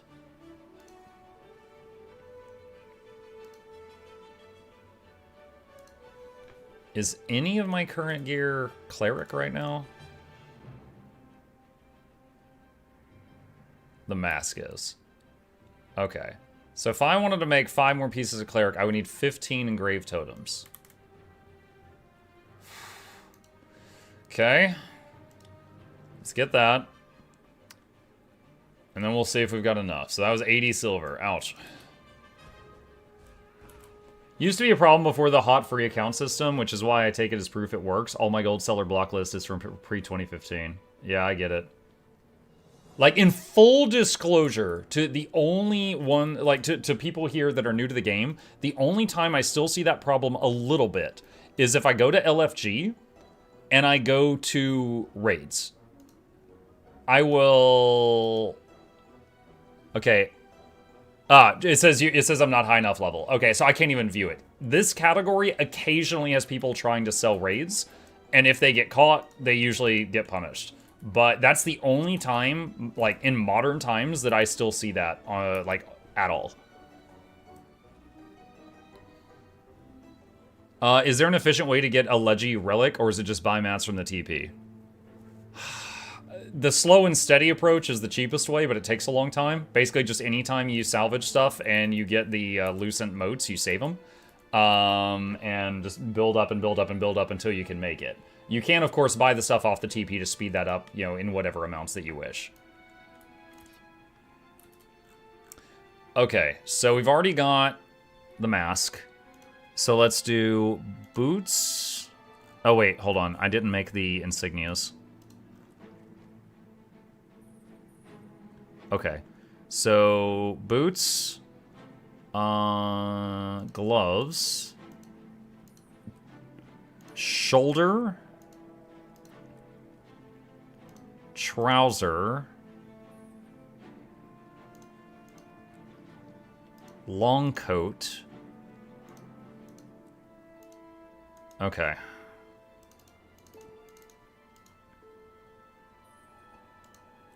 Boots done. Gloves done.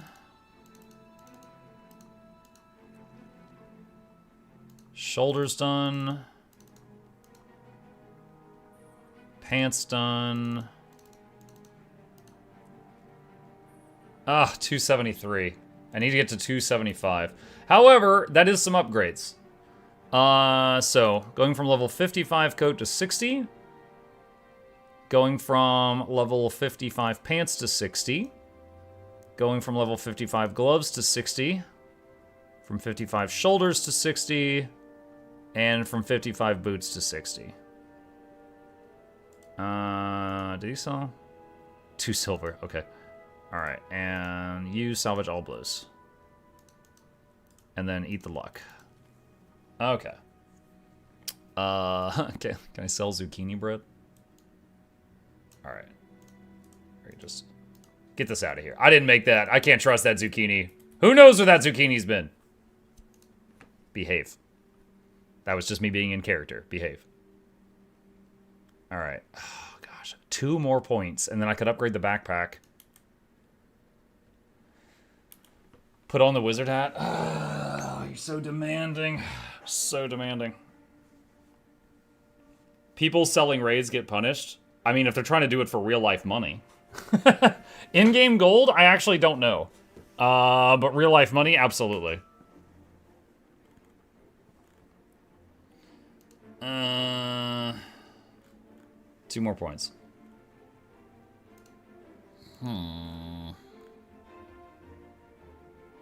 God, we're so close. I can make 1 more Assassin's Insignia. Alright, let's make an Assassin's Mask and see if we can get 2 points if we get lucky.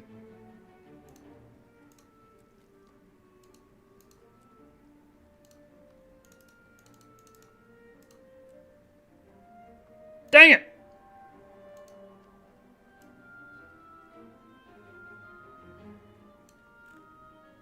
Linen patch soon. Alright, 1 more sharp claw. 1 sharp claw. No crafting buffs? No, not at the moment. I honestly wasn't really sure what I wanted to allow this character to use in terms of, like, boosters and stuff. If you look at the pinned comment, you'll see the rules that we're following. It's a hardcore Craftlocked run. X Raichi, thank you for the 5 gifted subs. Appreciate you. Welcome.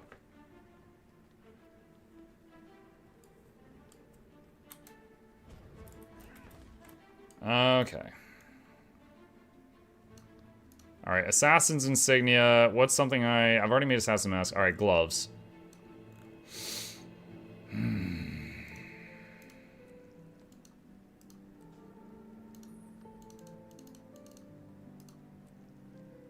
Yay! Wait, hold on. I've got a thing for this. Yay! Okay. Alright, that's done. Okay. So, my backpack. Requires a practical leathers backpack, which I should already have. So, unequip that. And then, intricate leatherworker's tools. Requires 5... Okay, yeah, we could do that right now.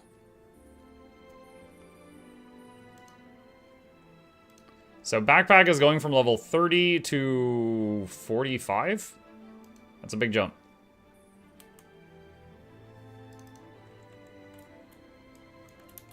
Oh, look at him! Ready for leatherworking on the go. Alright, customize. Ooh, got some nice stats in here. Alright. Oh, there's Selly in here? Yo, baby's first Selly. Yo, let's do it.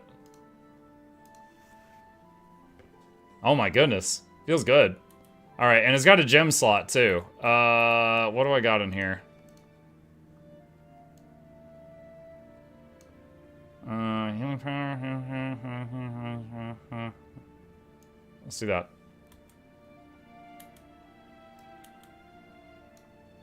That didn't work. No?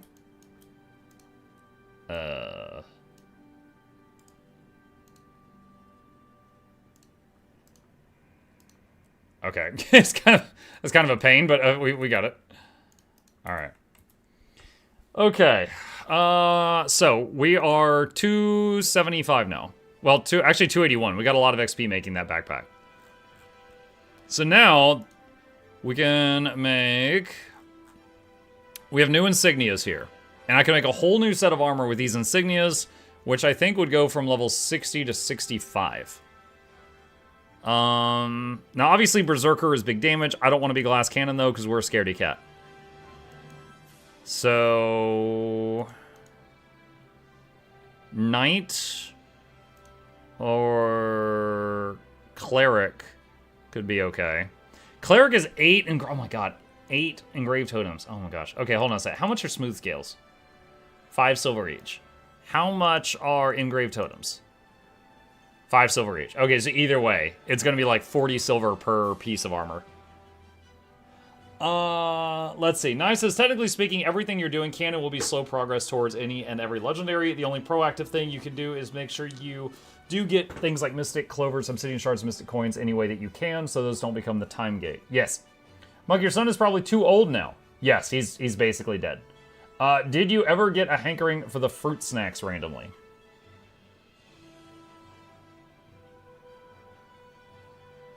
What?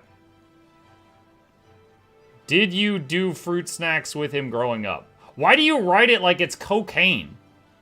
Did you do fruit snacks with him? Like I just made a line of fruit snacks and snorted them. What did I do fruit snacks? Phrasing. What? Yeah, I've eaten a fruit. I've done a fruit snack or two in my day. I'm not as innocent as you might think. I don't know what else to say to this.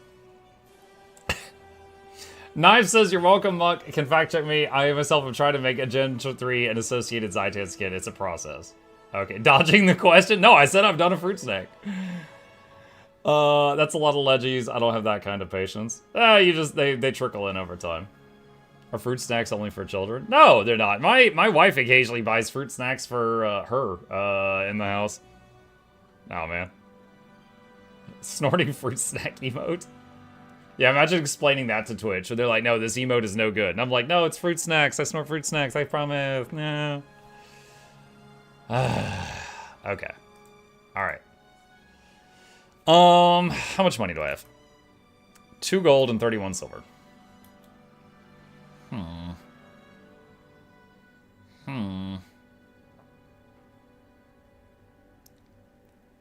And then there's the jewelry. Alright.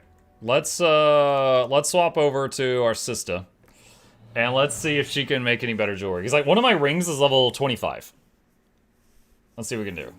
Sell rates for fruit snacks. As a friendly reminder, we named our pet jellyfish fruit snack. So this is weird for multiple reasons. Okay. Oh my god, all this cooking crap. Why does all this not go in the mat storage? Okay. So, where am I? Jewel crafting.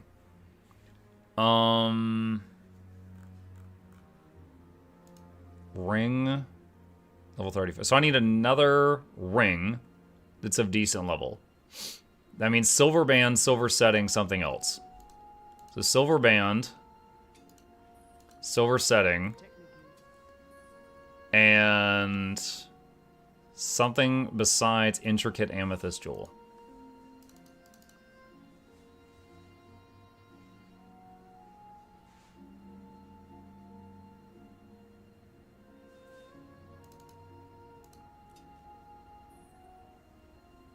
That's level 30. Okay.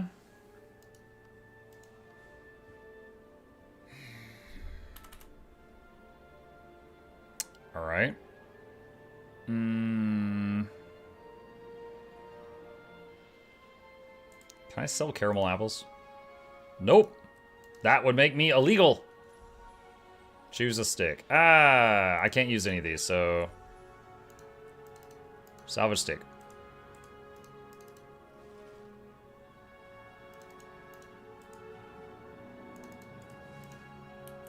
Alright. And... So these become level 30. So if I transmogrify these become level 35 gems. And then if I put them in a ring, it becomes a level 35 thing. Right? No. Lapis lump. Wait, didn't I just use lapis lump in a ring? No, I used a lapis nougat. Okay, make a lapis lump. The lovely lapis lump. And silver setting. Silver band. And doot. That doesn't work. I can't use the lapis lump.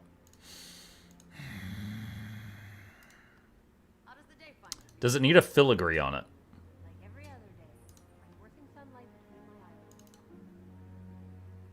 No.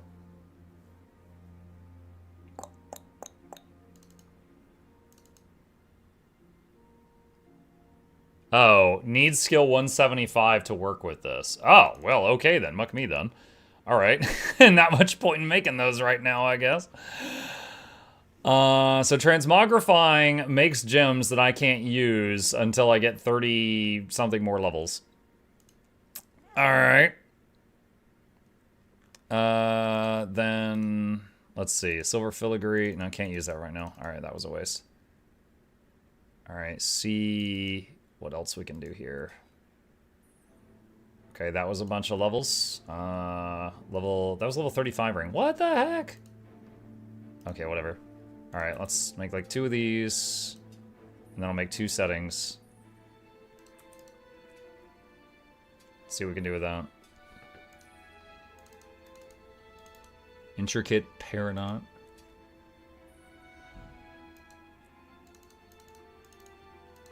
And that's 145. Okay. Level 16. Yo, she's leveling up in town. She's like, yo, my brother's stupid risking his life out there. You can just do this in here. It's fine. Oh my god, I got like no silver. Ah. Alright, let's okay, it's pretty cheap. I'm gonna buy 30 silver ore from the TP. And we are going to go pick that up. He was giving her the mats to do it. Ah, true. But you know how siblings can be, right? They're not prone to logic. They're insufferable. So I hear. I'm an only child.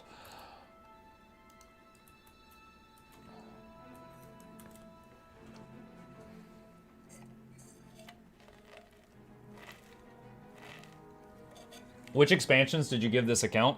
None. Look in the top left corner. This is reliving that free-to-play experience. Alright.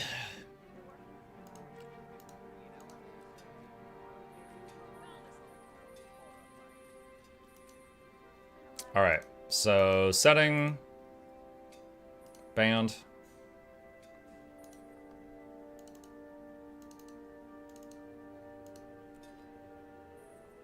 Okay. And setting. Is a hook cheaper than a band? It is. Let's try a hook.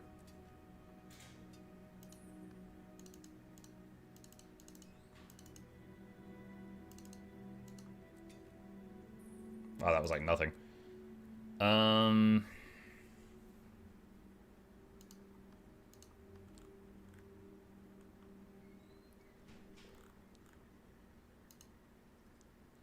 Upgrade component.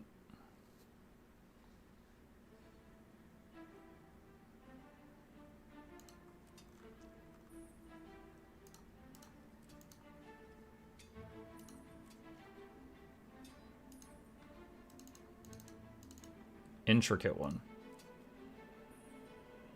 Ah, so close. Alright, so if I upgrade a component with a filigree...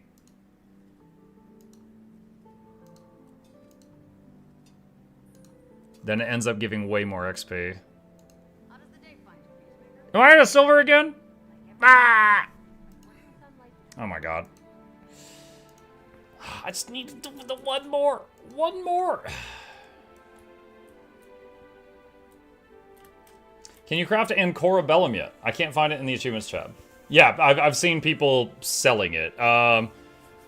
If you go to the wiki and look up Etheric Anchor, you can find the page with the recipe for that monstrosity.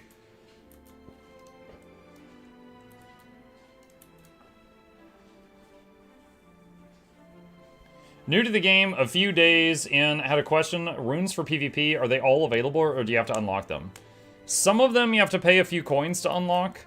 And there's some runes and stuff that they have deemed to be overpowered and they've removed from the PvP.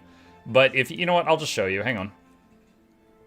Alright, I'm taking my free-to-play account into the PvP lobby just for a second to answer this question. Okay, so if I go in here, and then I go to, this is your inventory, and then you click this to go to the PvP inventory, and then you click on runes. Here's a bunch of runes, and there's a few down here were locks, and these you have to pay a fee to unlock them. But all of the lit up ones are available for immediate use, which is tons. Alright. Mike ruined Craftlocked, we're going to PvP. No, I didn't die yet. I could play PvP as long as I don't die. Easy.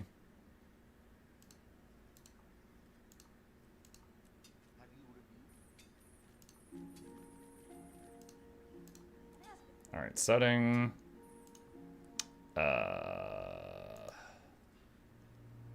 Hook.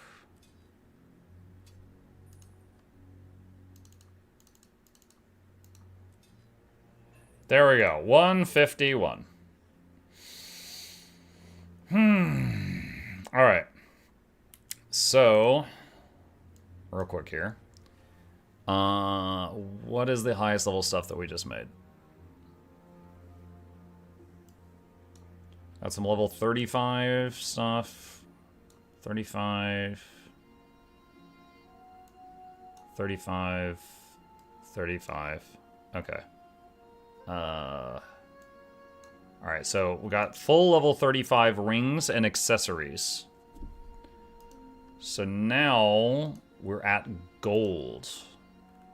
So process all the gold I found so far. Sorry, Muck, your voice is too endearing. I need to get some work done. You'll need to be muted. No! Mukluk wants to be free! Give Mukluk a sock! Like Dobby. Alright, practical jeweler's tools master. Oh, I could upgrade the backpack? I have that, right? Yeah, I have that. Oh, sure, 5 gold. Boom. Oh, that was 4 levels, nice, okay. Not that she's high enough level to use it, but she's got that backpack now. I'm so glad he clarified the purpose of the sock. You know, as a streamer, as soon as I said it, I was like, they're going to have dirty minds on this, so I have to mention Dobby. That did go through my head. At one point, I heard the Candy Corn Gobbler was good for buffs. I don't know what Muck thinks of them now, but I don't play enough to get it. The Candy Corn Gobbler, if you use it a whole bunch, because every time you use it, you get a random buff or costume. So if you use it a bunch, let's say you just feed it like 1,000 candy corn, you'll get like 24 hours of nearly every booster buff in the game. And then, when you're running around and killing things and questing, you're getting like double the rewards or more. It's like, you know, way optimized gameplay. However, you do have to buy a bunch of candy corn every single day to keep feeding the thing. So it's up to you whether or not you think that that's worth it. Let's do chain setting.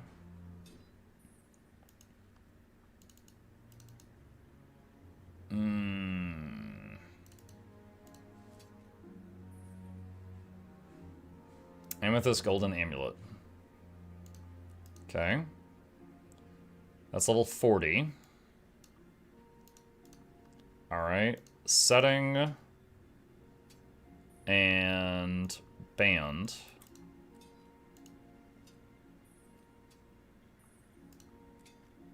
So we got the mats for 2 rings. Sorry,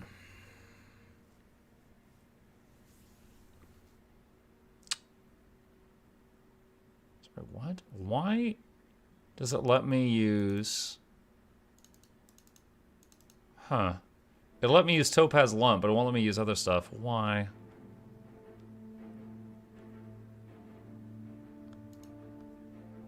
That's weird.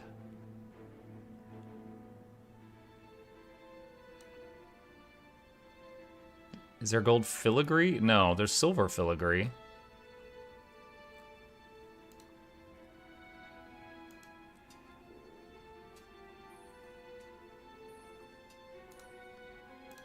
Nothing more I can combine it with right now, though. Alright. Upgrade components.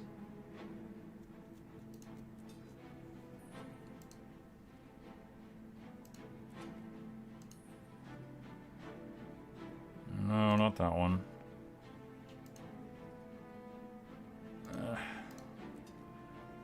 Alright. No, I still can't use those on here either. Weird. What's the name of the crafting alt? Time issues. Because she's always late. And that was not inspired by anyone.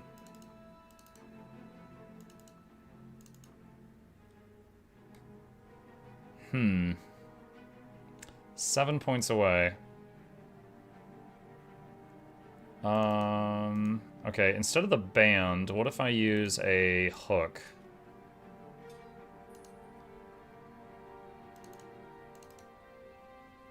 I could do the Topaz discovery again. Your inventory is full. Oh no! Okay, there we go.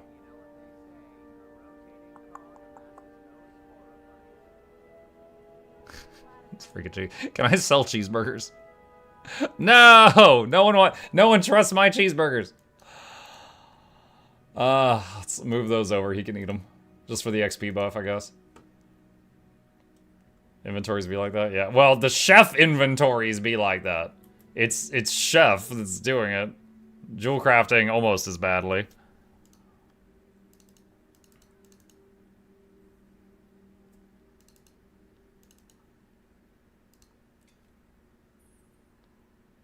Alright, there's that.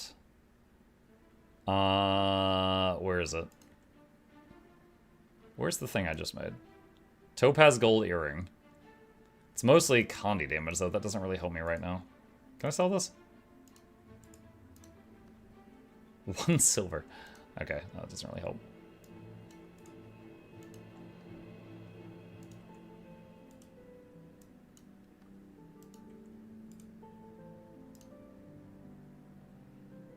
Okay, so these can go, I think.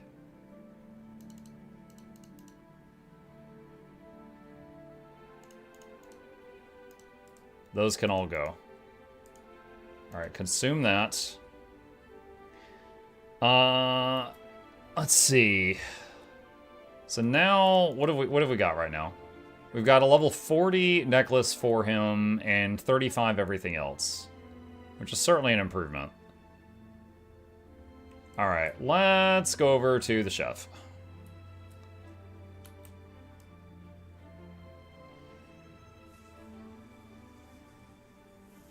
I'm trying to remember, wait, where is the chef person? Oh, it's south.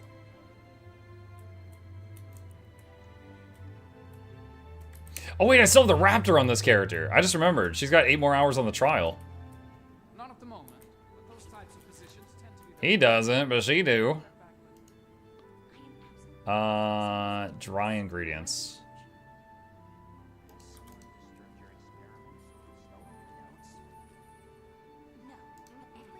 Let's make a bunch of these. Tomato sauce. Make 3 tomato sauces. There we go. Alright, skill level 100. Oof. Oh my god, chat, I now have the ability to apply tomato sauce to pasta noodles. Oh my god. Chef Boyar Muck, let's go. This was impossible before. It was not possible.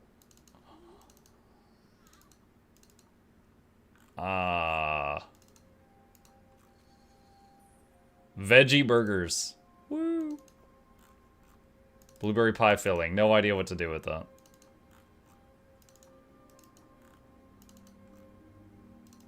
Alright.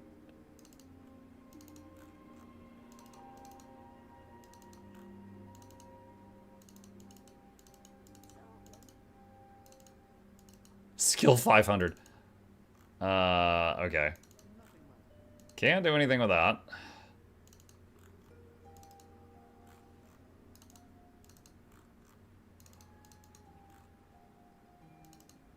Rice ball and bell pepper. What?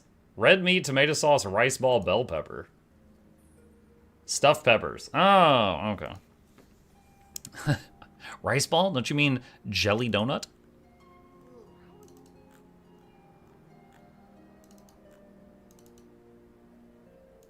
Candy corn. Not sure what this is for. Glacial sliver? Oh, I don't have enough. What if that would make like ice cream or something?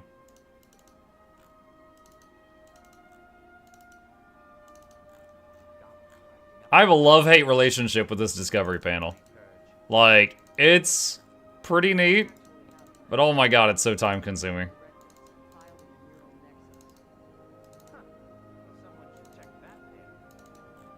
It is very time-consuming going through all of these.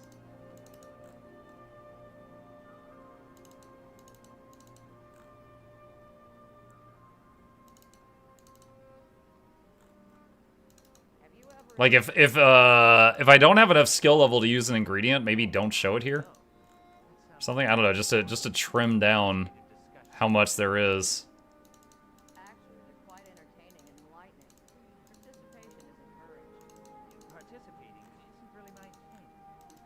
Oh, found something. Spinach salad. Mm. Okay. What was the last one I did? Alright. At this point, dude, our bank is full. So I can't really send him anymore, so that's enough for now. This stuff, it doesn't matter because we can't use it. So just pick whatever and salvage. Salvage. I guess I could have equipped those on her, but it's fine. Okay. Alright, we got some new jewelry, we got a new backpack, we got some new armor, we got some new cheeseburgers, you know, the most important stuff. Progress made. Alright. Let's see.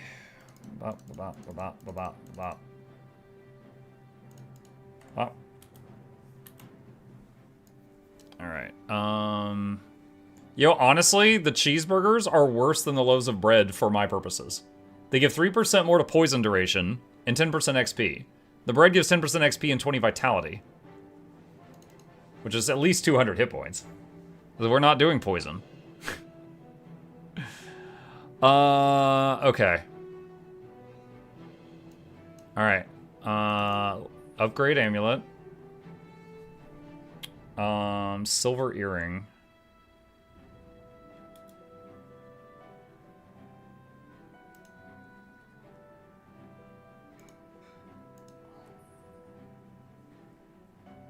How is this? What? Okay, I was like, these have the same name, but they're different levels. I think I get it, though. Alright, that's power vit. This one's level 20. This one's 10 levels lower. This one's got to be replaced. Alright, we'll do that. Fine versus Masterwork? Yeah. Okay.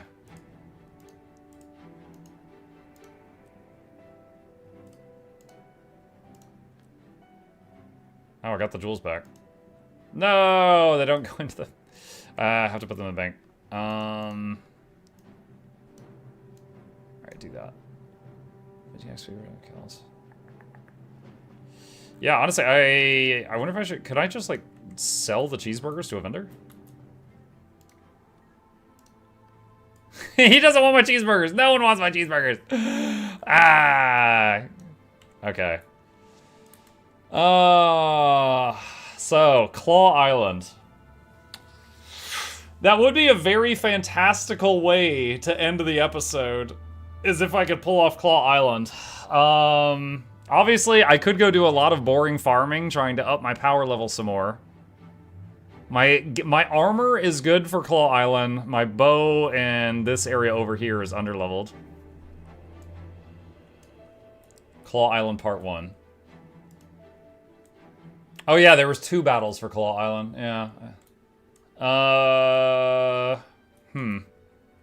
No one wants my cheeseburgers. It's a euphemism.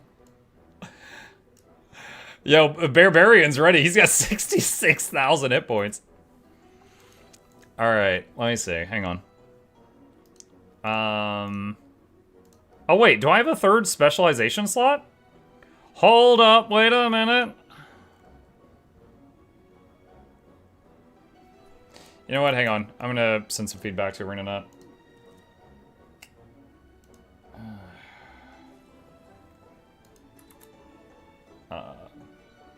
On free-to-play account, Gale Shot does not have the VOE icon next to it. I'm guessing it is intended to do so. Okay. I've already reported the pink icon for, like, you know this right here, this missing image thing? I think someone at ArenaNet accidentally renamed or deleted the endofdragons.png file.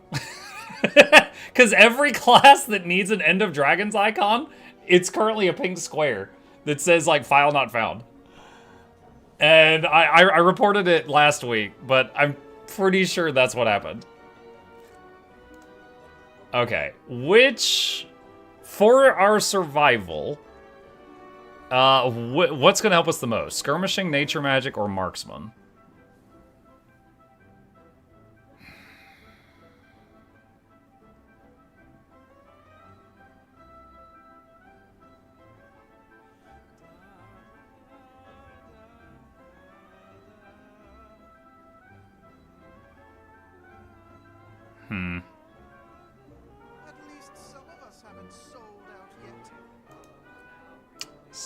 Skirmishing is mostly Condi stuff.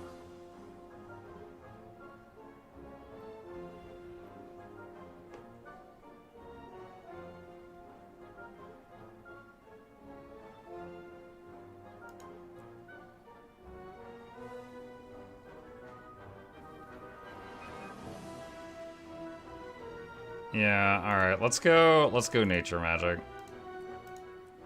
Whoop! Okay.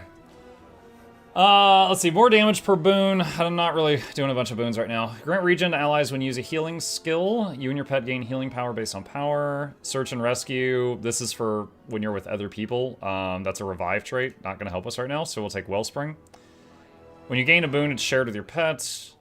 Dodging removes a condition from you. Heal yourself if you remove a condition this way. Grant boons to nearby allies when you swap pets. Grant, this is a buff to Warhorn skills. Let's do Evasive Purity. You and your pet gain increased concentration and regen's better. Spirits slam again when they finish shaking. Order your pet to guard nearby allies when you swap pets. These skills heal allies around the ranger. Let's do Invigorating Bond. Muck, do you have any advice for leveling a character to 80? Just play the game. You level really quickly. Like, dude, I am on a free-to-play account right now, and I am, like, in level 35 gear, and I'm level 74. The game levels you stupidly fast. If you want even faster XP, there's a thing in the achievements called the Character Adventure Guide, and it's like really, really simple tutorials, like your first level up, dodge your first attack, and things like that, and you get like half a level every time you do one of these, so the Adventure Guide gives you a lot also. Alright. Chad, this is a little risky, but I feel like we haven't done anything flashy with this account today, which is terrible logic. Let's go do part 1 of Claw Island. I've got the armor of the appropriate level for it. My weapon is a little behind, and my backpack is a little behind, and my jewelry is a lot behind.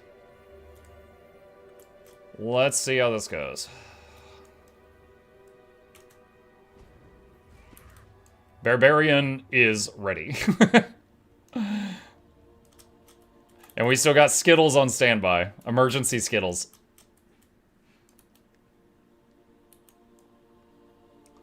How to get decent armor as a free-to-play?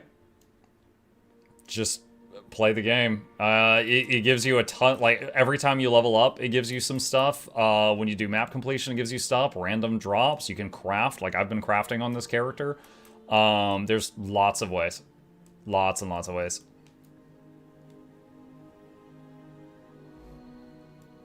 You actually like crafting, or is it just for the challenge? It's a bit of both. I would say I kind of enjoy the crafting, but the materials is rough. Like, I would say in Guild Wars 2, it's really easy to farm, like, rocks or trees, right? Because you just go look for nodes. Leather, it's not. And they realized that a few years into the game, and when they made Living World Season 3, they made a zone called Lake Doric, and leather is very plentiful there as they tried to fix that problem. However, that's a level 80 zone. That doesn't help me right now. After everything Lion's Arch has been through? Additionally, right now, every time I make a piece of armor, I need like 8 blood or 8 fangs or 8 totems or something like that, and that's getting really expensive.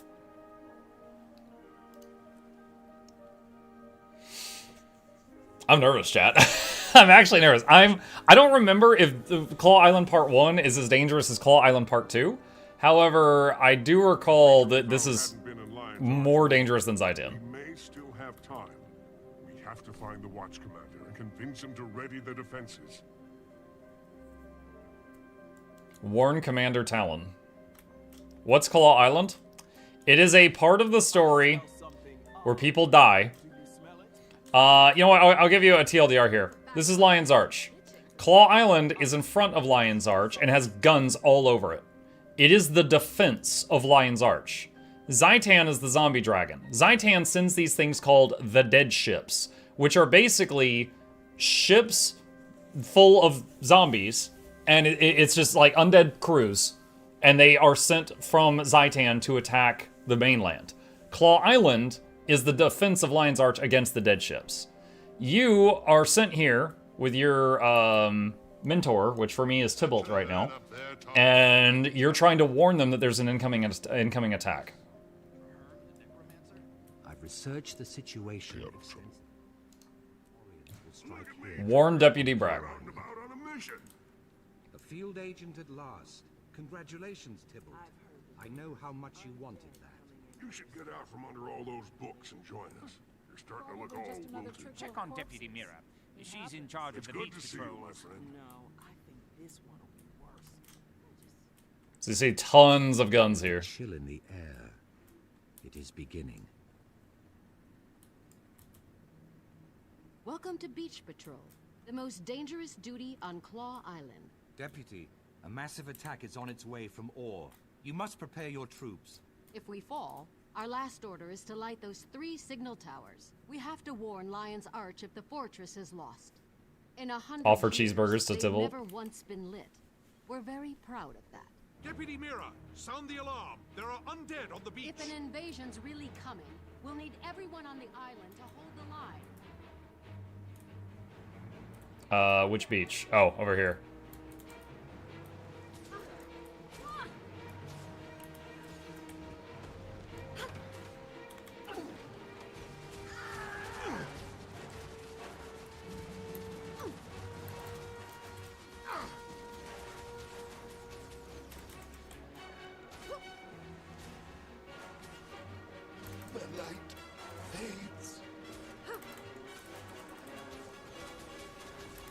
I'm surprised the game never made you fight a risen version of your mentor. Oh man, that would be nasty for Return to Claw Island. The attack would be significant. It was a feint. They're testing your defenses. More will come, and soon. Makes sense. Report to Watch Commander Talon, and tell the men to be ready. Well done. I have studied Orient creatures for 20 all my life. I have been drawn to all. My wild... Do you think the commander will listen to us now? I remember when the story chapter had more teeth than it does now. 80 rares in a DPS build. Good luck, rookie. Risen health was 5 to 6k, 5 to 6 times what it currently is at launch. I mean, I'm not in 80 rares. I am not in gear that good. This is also the first point where a non-Sylvari is introduced to Traherne. So many people feel like it's a very jarring transition. Also, the game does make you fight a zombie version of your mentor, but it's a random spawn event on one of the Prior maps.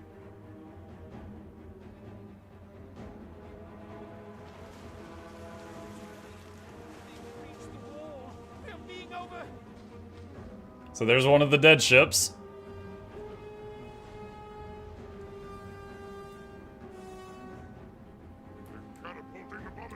Yeah, I actually did not remember Traherne either at this point in the story. But oh gosh. Yeah, I'm not sure when we met him.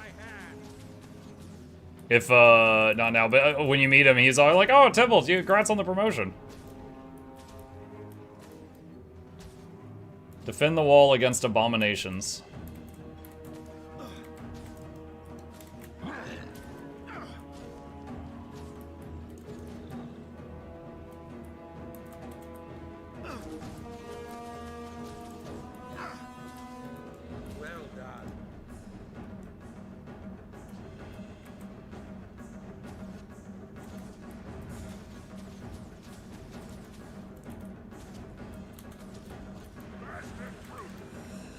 Went invisible just to try to mess up his charge.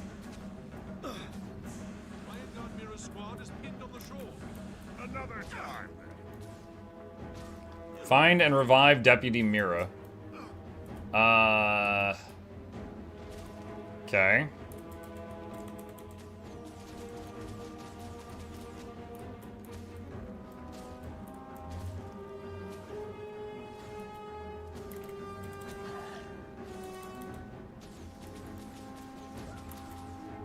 You know, if Mike dies, then I'll be sad for Tybalt, who will miss his friend because he'll be alive. Yeah. That'll be how the turns will table, right? This one killed.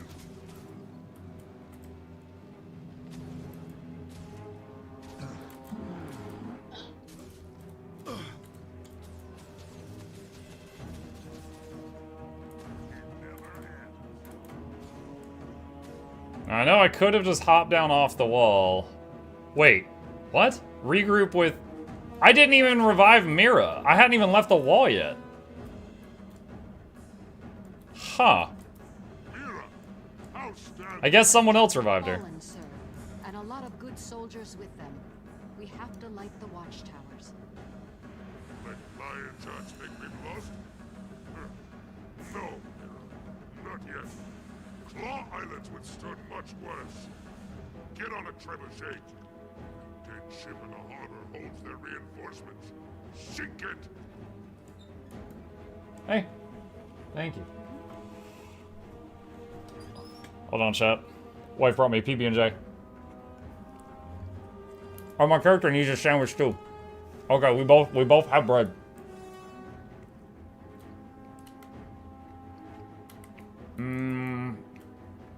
Trebuchet. Oh, over there. Mug, what mod are you using to give the little prompts the locations you're at? Regions of Tyria. If you do exclamation ROT in the chat, it'll have a link. I do not enjoy aiming these things. Let's try half charge.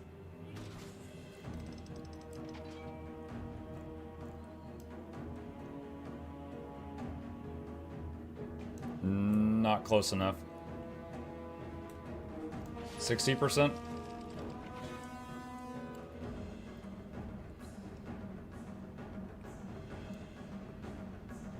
No. A little left. And maybe like 75.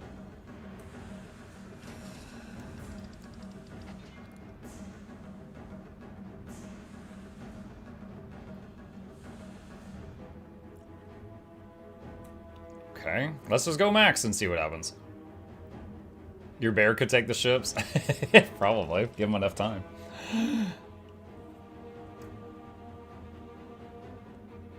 Oh man, that one's going all the way to the Black Citadel.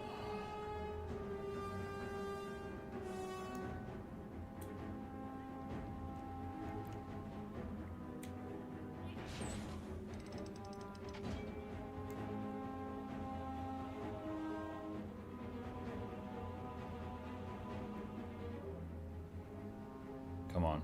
Yeah! I win! I won Claw Island! We did it! It's sinking! A small victory. By the gods, there's so many of them. Oh no! We need more tree buckets!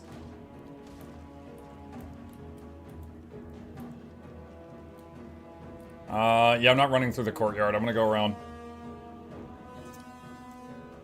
Alright, regroup with launch commander talent. What's the safest way to get over to him? Can I do it on this side?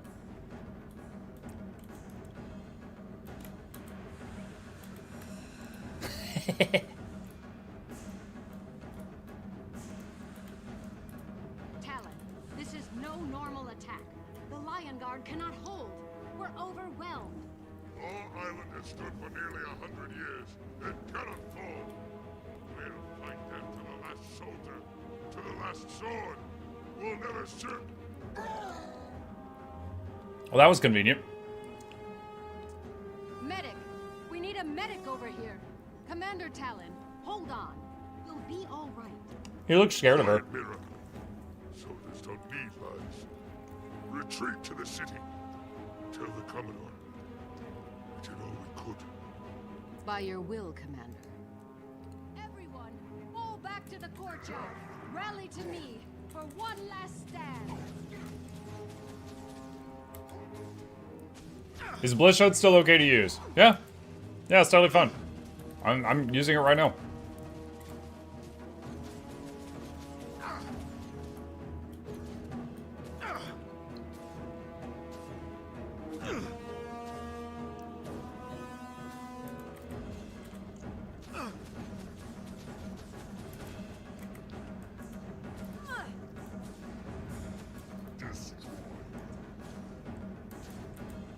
Now, the question is this courtyard stuff going to respawn, or is it finite? Which means I can just sit here and slowly pick them off.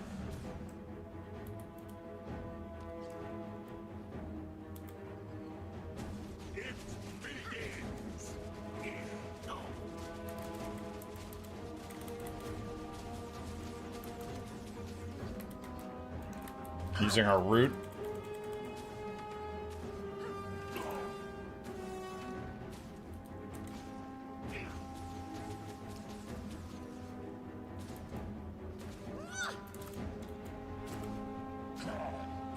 Invis.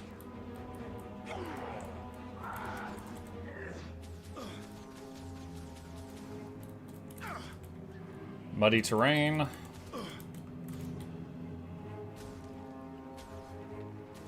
Well done.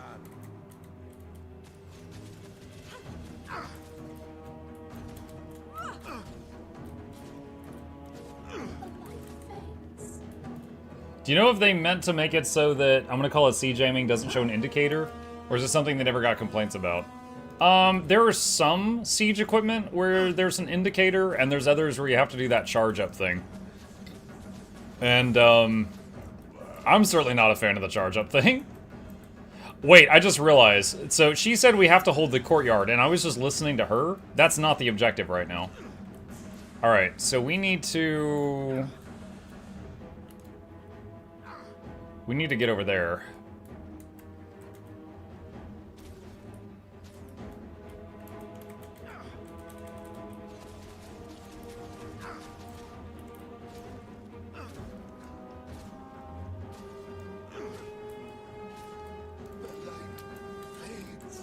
invis for a second. Oh gosh.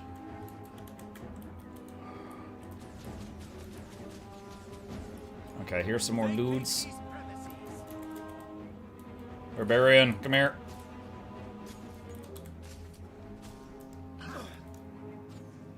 It's up there.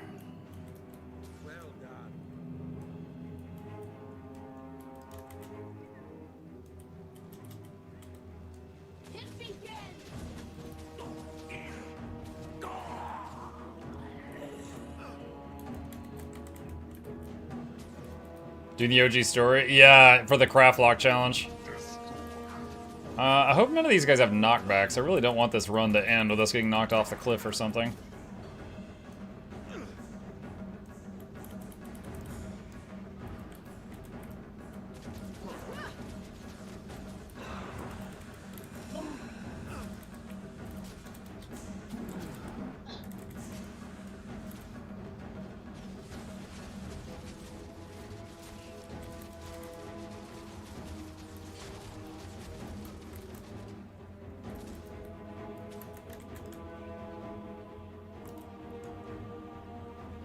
Am I getting hit while this is going? I better not be getting hit during this cutscene.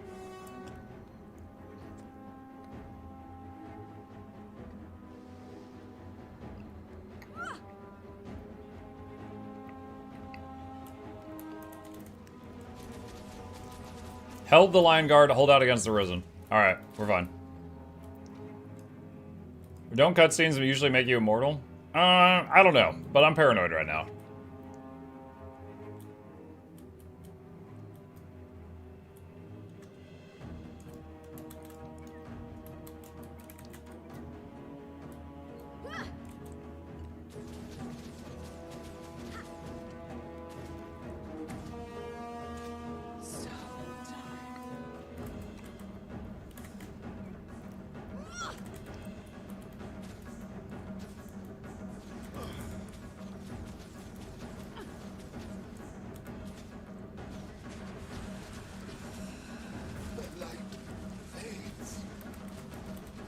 Mike, I just finished the latest story. I have to say, if Asura in general, or more like the Inquest in that story, behave less like arrogant nerds, then I would like them more.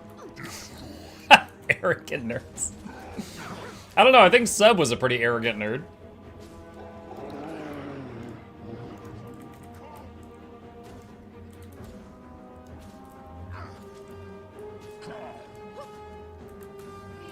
Ah!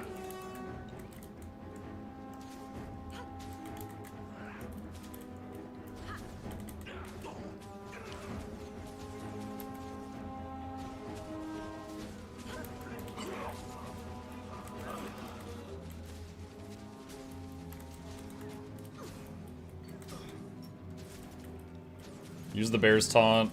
That didn't last long.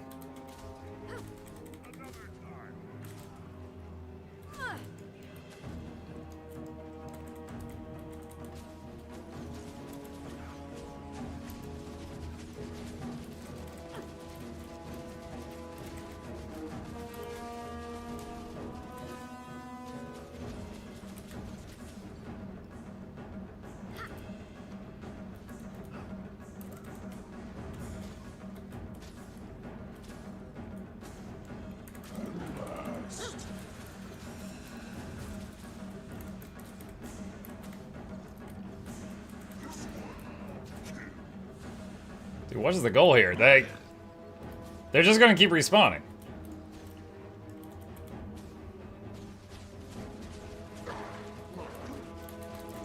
Skittles! Use vomit! Blarg!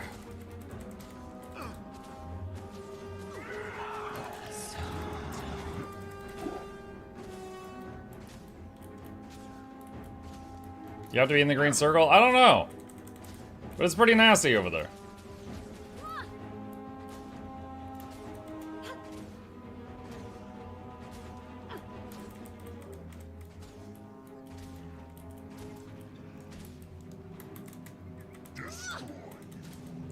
I'll risk it.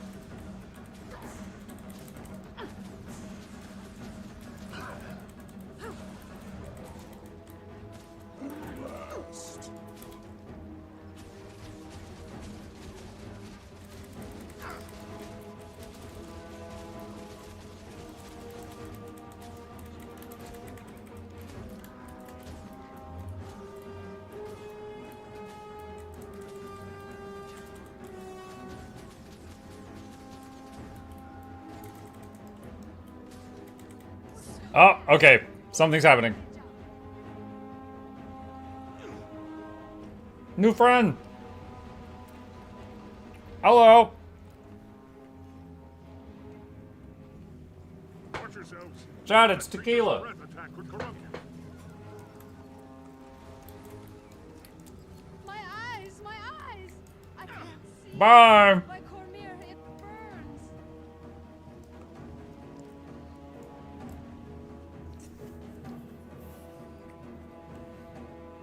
The Dragon's servants will never let our ship sail. If they surround the docks, they'll slaughter us. Shaitan's forces will grow. Our soldiers are too injured to fight.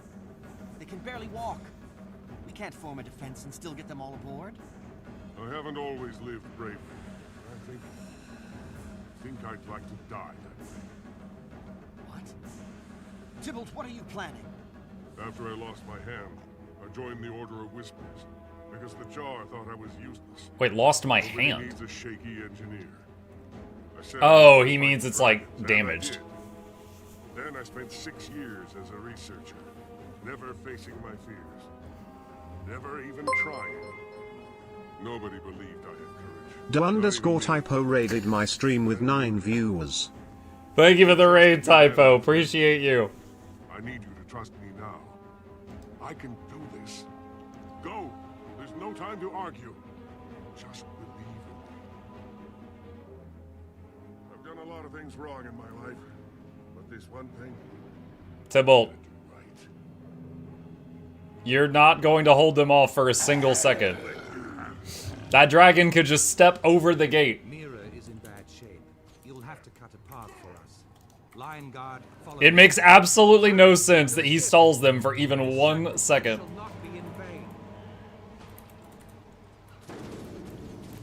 You doing personal story? Yeah, we're on the hardcore Craftlocked challenged account right now. Tybalt just wants to aura farm. To aura farm.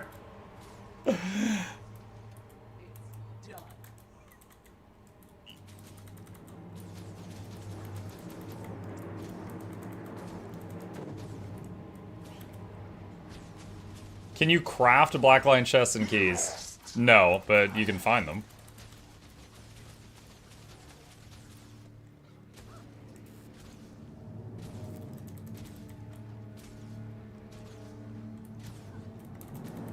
Lead the survivors to the docks. I wonder if I could just run to the docks. I'm kind of scared too. But let's see.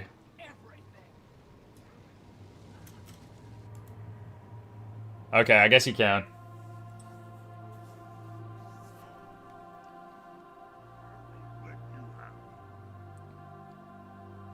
Why did it go to a loading screen for half of a second? That boat is really low in the water. How many Norns are we carrying right now?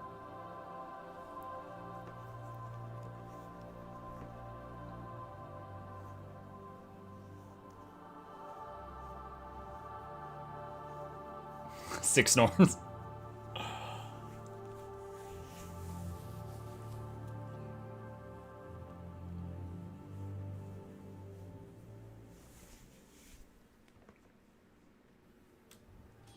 Yay, we beat it! And no one important died.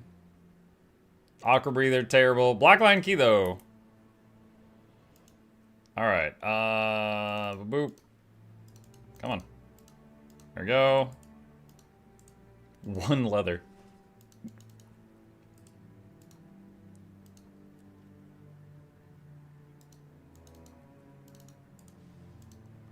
Alright, let's sell junk, and we could use the blackline key.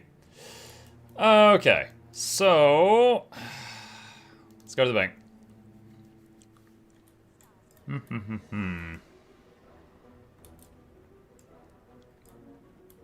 More violence, I say. Less violence.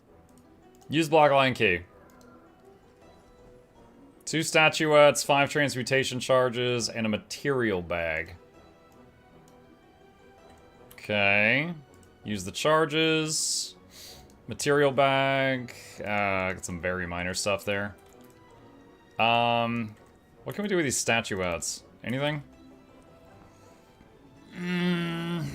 Ticket scrap, TP from him, boosters, crafting bags, there's mats. I think that coin is a gold each. I could turn them into gold. The gold might be the most useful thing.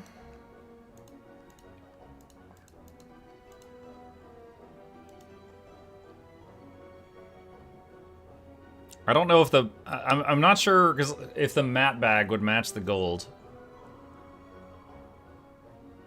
Let's get one large crafting bag and see what we get in it.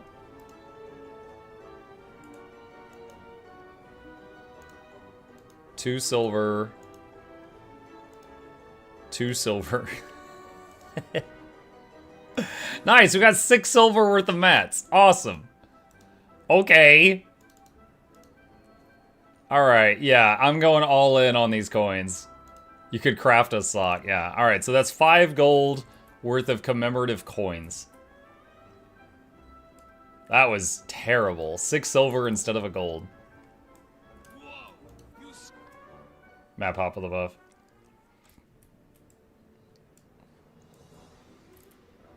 Blessings upon you. Alright, there's some money. Alright, so I got a bit of gold to work with now.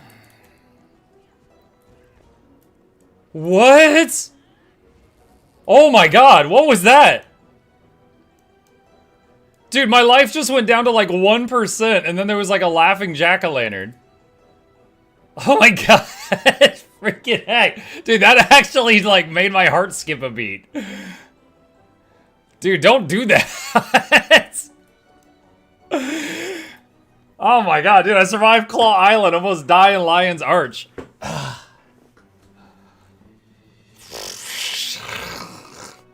Okay. Alright.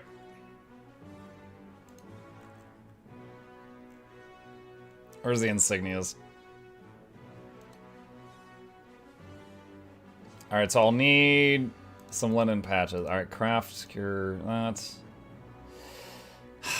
Okay, so going to need some of this. Let's just say 50. And then going to need spools of linen thread.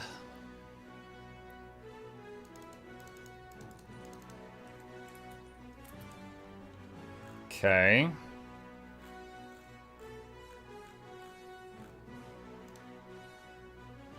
I need to go get the stuff from the TP. Mad King says Event Lion's Arch will happen for everything he says Mad King says before. I've done Mad King says before. I've just never noticed that. Do you find the crafting fees for switching bottleneck for the challenge? No, because I'm not switching. I made... the free-to-play has 2 character slots, and my second character slot has 2 of the crafting professions, so I don't have to pay to switch back and forth. Are you allowed to buy mats off the TP? Yeah, originally with this challenge, I was going to just farm everything myself, but after I spent like a half hour farming on stream, some people in chat were like, Muck, this is really boring. And they were like, can you just change the rules so you can buy raw mats? And I was like, all right. And so, you know, trying to keep it entertaining, I was like, okay, yeah, that's fine.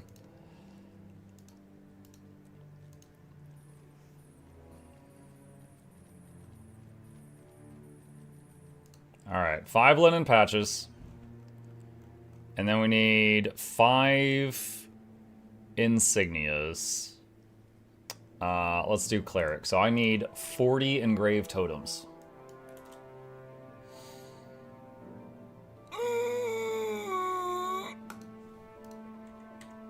Alright. What would you do if Mad King killed you? Weep uncontrollably? Probably? Alright, hold on. We're choosing for fashion right now. Shoulder pads.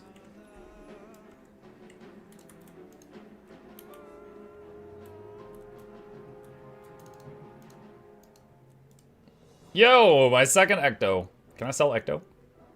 I can sell an ecto. Poultry meat is worth more than an ecto? I just realized.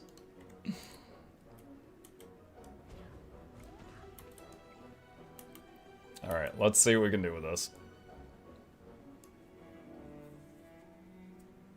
Muck is flexing he's never before failed at Mad King Says. Dude, it's Simon Says.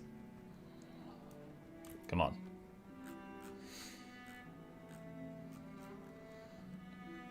Okay. Boots. Boots. Gloves. Gloves. Gaggle. Gaggle. Coat. Coat. Trouser. Trouser. Wait, did I not make the insignias? Oh, crap. Okay, hang on. Make 5 insignias. Okay.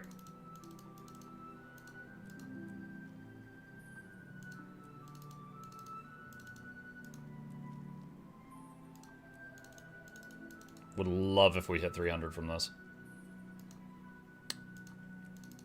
Don't think it's gonna happen though.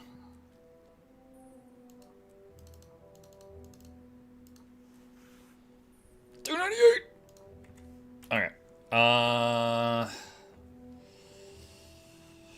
Alright. So this is going from level 60 to 65 equipment.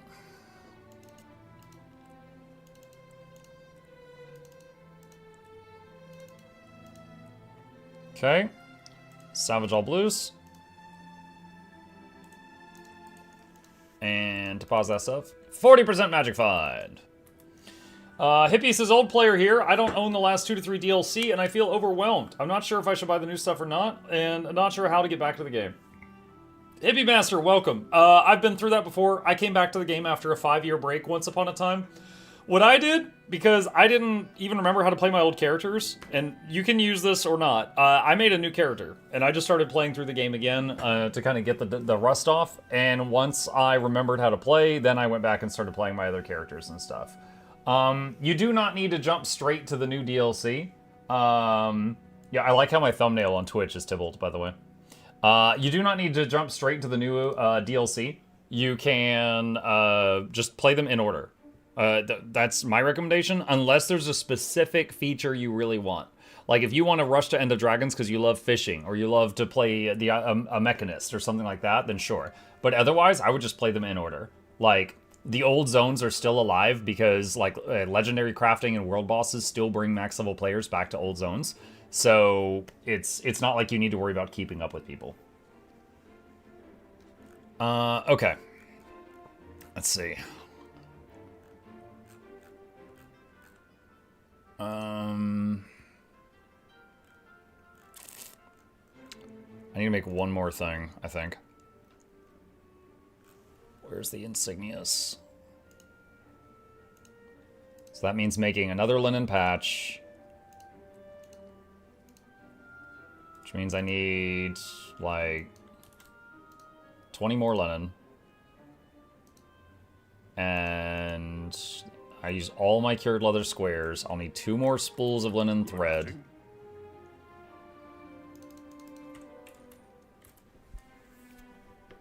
And then I will need... What did I not make? Shoulders? I didn't make shoulders.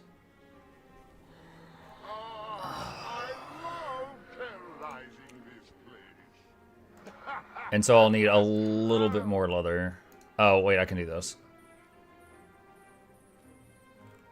And then 8 more totems. Which is the most painful part of this. Okay, let's go grab all of that. Muck, have you done the Castori storyline? The Castora? Yeah. Yeah, I have. Day 1.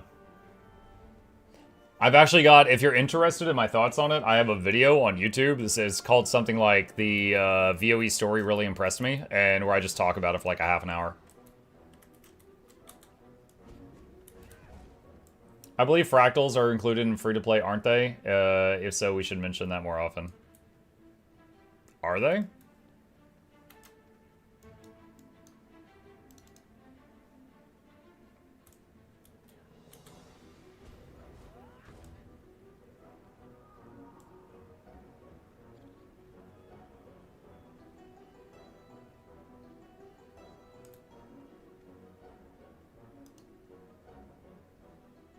Testing.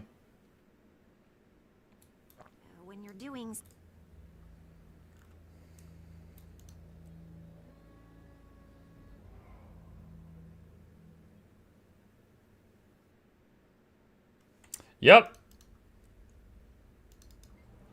Yep, they work. If you die in the mist, you really die? Let's not find out. Now, there are some fractals that were released with some expansions, so I am guessing that you would not be able to go do those.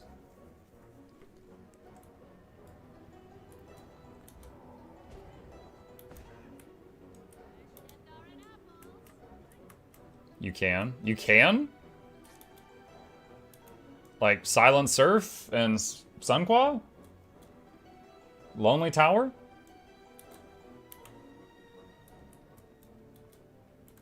You can. Huh.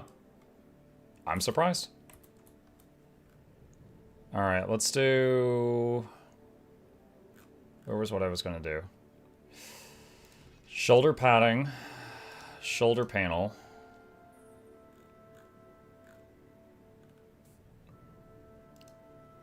Cleric insignia. Bolts of linen. Make linen patches. Make another insignia. Insignia plus shoulder stuff. 300. Yay! Alright, so it's level 65 shoulders. And now I've got these leftover patches. And I can't sell them, just like last time. Alright. And...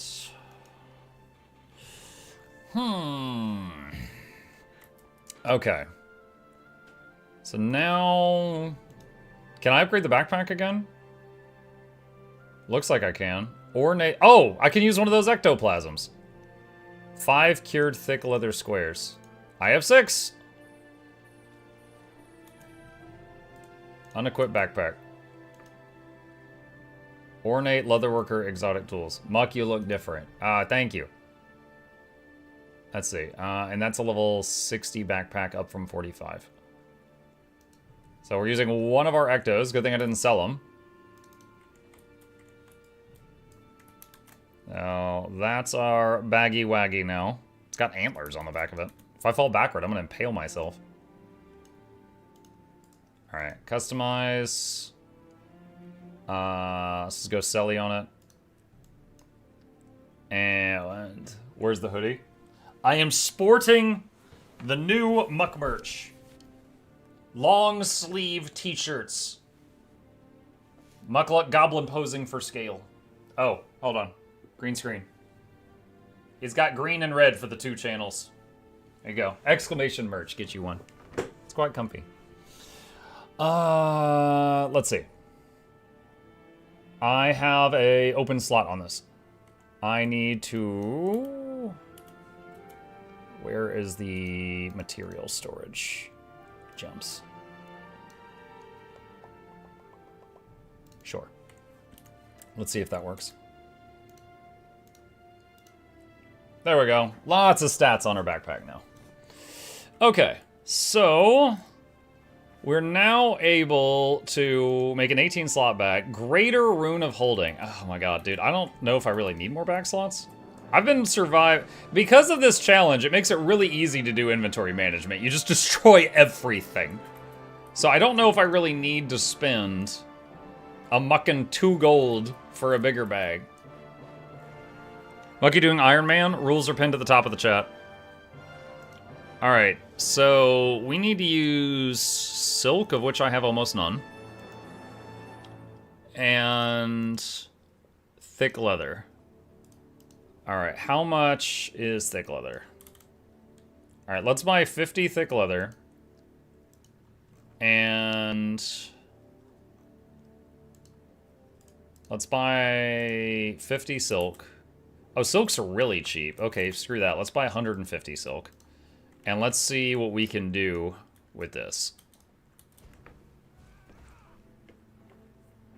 Admuck, I went to the training dummy last night, test conduit DPS, managed to hit 21k without boons.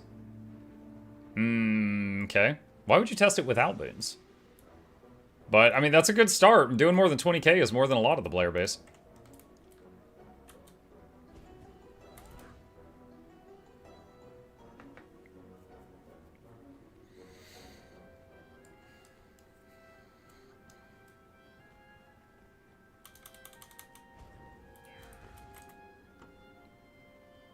Okay. Let's go to refinements. Let's get what XP we can from this. Oh, we can refine mithril here too.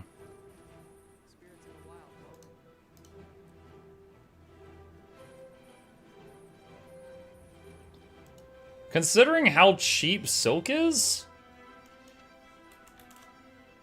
I think I'm gonna get another 150 just to get more refinement XP.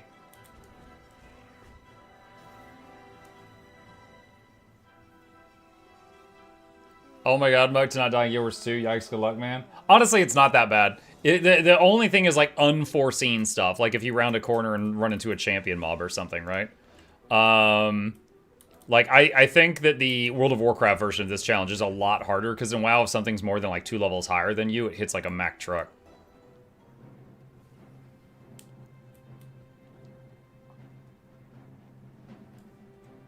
Or a pumpkin, yeah. Yeah. Yeah. This would be 10 times harder on LA? Yeah. Yeah, it would. But they're not real. They can't hurt you. Okay, so it went from 300 to 320 with that. Let's see. Valkyrie is power, ferocity, and vitality. Knight is toughness, power, precision. Carrion is Condi damage, power, vitality. Alright, I can make 1 Valkyrie insignia. I can make 1 Knight insignia. And I'll make a Carrion for now. Let's see if we can get to 325 with this stuff. Spools of silk thread.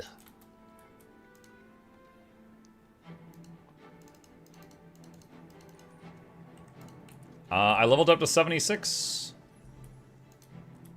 while crafting. Muck truck, yeah, that's what's going to isekai me. Gonna get hit by the muck truck.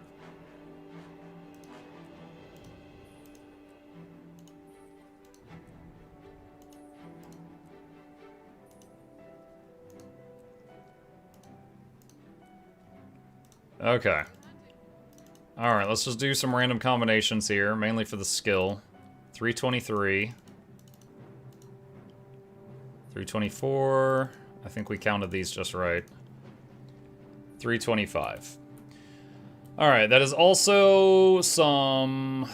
That is barely an upgrade. Level... Because we're going from green quality back down to blue quality, but we're raising item level, so it's like barely an upgrade. Okay. Actually, wait. Do it that way. Okay. Alright, so that gives us 3 pieces of level 70 gear. We got a turtleneck now. Mr. Muck, have you figured out a good Gale Shot build so far? I don't like Gale Shot. No. If you want a good Gale Shot build, I would go to either Guild Gen or Snowcrow's websites and copy one of theirs. That would be what I would do if I wanted to do that. Okay, so we got... See, I just made... Is it Cleric? No. What did I... Oh, I just messed with these. Carrion, Knight, and Valkyrie. Alright, so these are the new ones. So Apothecary is healing power, toughness, Condi. Assassin is precision, power, ferocity. Berserker's glass cannon. Cleric is fine. Rampagers. Okay, so Cleric would be my preferred.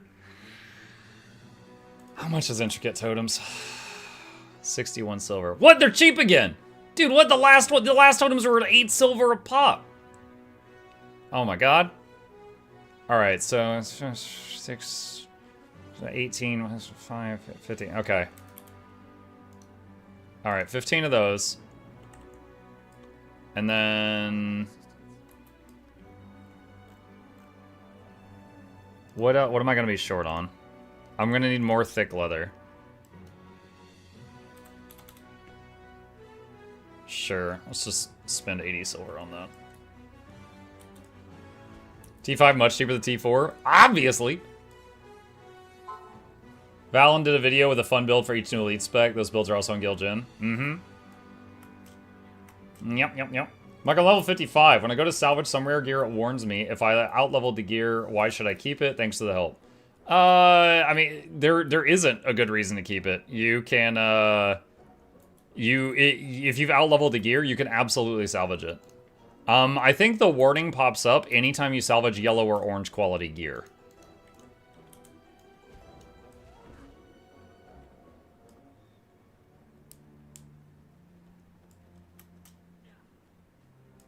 I've been waiting for you to hit T5. It's like 1/10 the price. Yeah, apparently. Didn't realize it was such a thing to look forward to. Okay, so... what things did I just make? Alright, so I need to make, head, shoulders, pants. And then 3 insignias. So... actually, let's just do all these. So, 6 insignias. Okay. And then back up here. Cure thick leather. Alright, we'll start with head, shoulders, pants, and see what else we can do. Alright, shoulder padding, shoulder panel. Pants padding, pants panel. Mask padding, mask strap. Long coat panel, long coat padding. Glove panel, glove lining, upper boots, soles. Okay, I could do the whole set. Alright, time to see how much XP this gets me.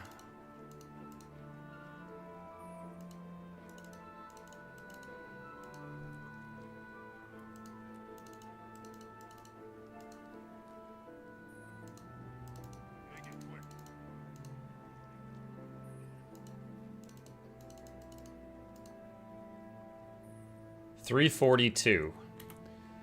But that gives us a full set of level 75 blue gear.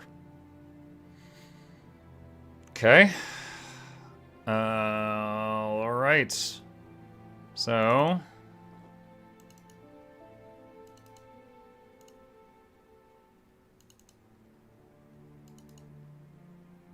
just double checking, because some of these have the same icon. Alright. Oh no! I accidentally just salvaged the shoulders that I just made. Damn it. I missed one item. Before I hit salvage all, I missed equipping one item. Okay, so I gotta remake the shoulders. I mean, I need more XP anyway, but feels dumb.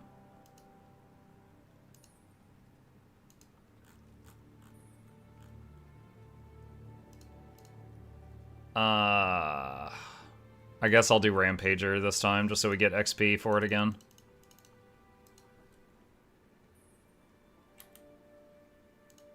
Alright.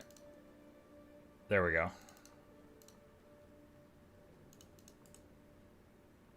And deposit, and consume, and consume. Okay. Muck, just in case you didn't know, your stream is much more stable on YouTube than Twitch by a lot. Wait, what? What do you mean stable? What? I mean, I would like to know, like, what problems are you seeing when you watch me on Twitch? Weird hat, by the way.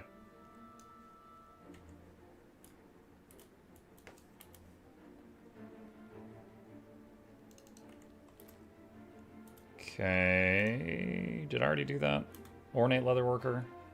Yeah, I did. Okay. 75. So we're almost to level 80 gear. So it's looking like if I get to 350, so 7 more points. If I get to 350, I can make level 80 armor. I got a gold and 80 silver remaining. Gave you my Prime sub, hope it helps. It absolutely helps to kill. Thank you so much. Emotionally stable? YouTube is more emotionally stable? Precursors are exotic and not auto-salvageable by default. Is it exotic to accidentally salvage precursors? Not when you're using the salvage all button, but you can click salvage and click on them and break them, yes.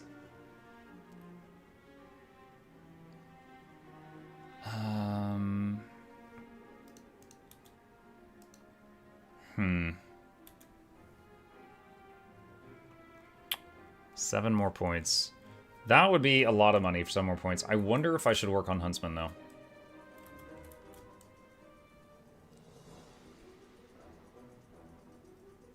So we're at 182, so I need 18 more points of Huntsman.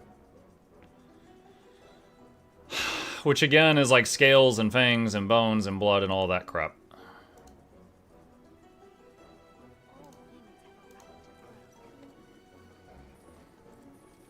If a player were to do this challenge until they get a legendary weapon, how long do you think that would take? If you had just said legendary, I would have said the fractal gloves and it would be easy. But legendary weapon? A while? Like, my first legendary weapon was Frostfang, the Gen 1 axe. And I didn't know what I was doing. And because I didn't know what I was doing, it took me like a month. And I kept stopping and starting and stopping and starting as I kept getting overwhelmed, you know.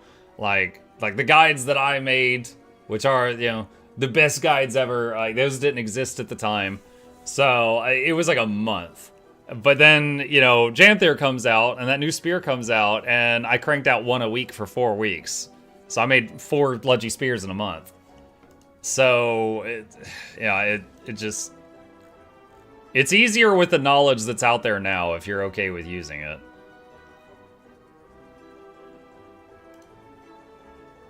Okay, so I've got enough for 3 of those, and 2 of those. How many dowels can I make? I don't know if I have enough lumber to do much of this. Alright. Strong seasoned. And honed. And then... steel or seasoned stuff.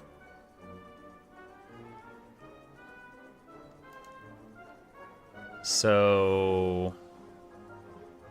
like, pistol frame. Pistol barrel.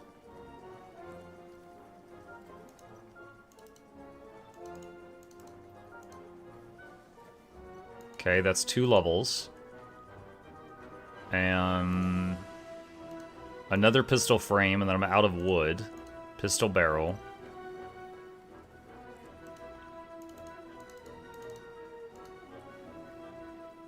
$188.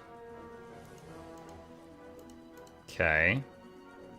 I got plenty of steel, but if I want to do more of this, I need more seasoned wood. 1 silver each. Alright, let's buy like 40 of that. Go pick that up. I like my first Leggy was Meteorologicus. Yep. Gen 1 Scepter. Are you allowed to use the Wizard's Vault? This feature will unlock at level 80. So I have not started getting anything from the Wizard's Vault yet. I consider myself a free voice for these people.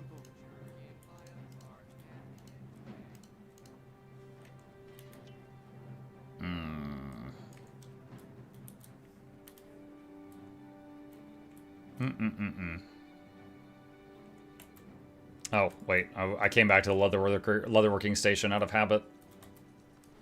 Okay. Seasoned wood planks.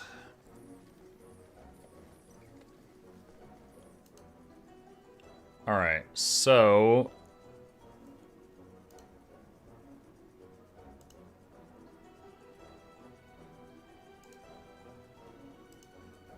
rifle barrel... harpoon. Let's do harpoon again, rifle barrel again, then I'll use 2 dowels on these.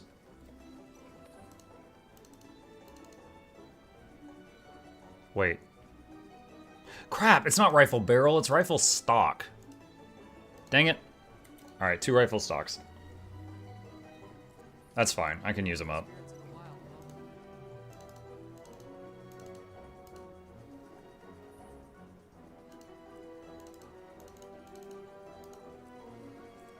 $192.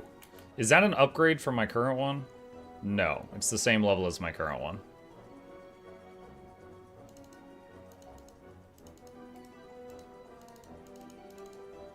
Okay. I got another pistol barrel too. What? How did I know with another pistol barrel? Alright, another pistol frame. So then inscriptions. So what's the cheapest? About 5 silver for the bloods. About 5 silver for the totems. Fangs are 8. Okay, fangs are straight out. Scales are 7. Alright, so blood or totems? Totem is rejuvenating. Have I made a rejuvenating of these things? No.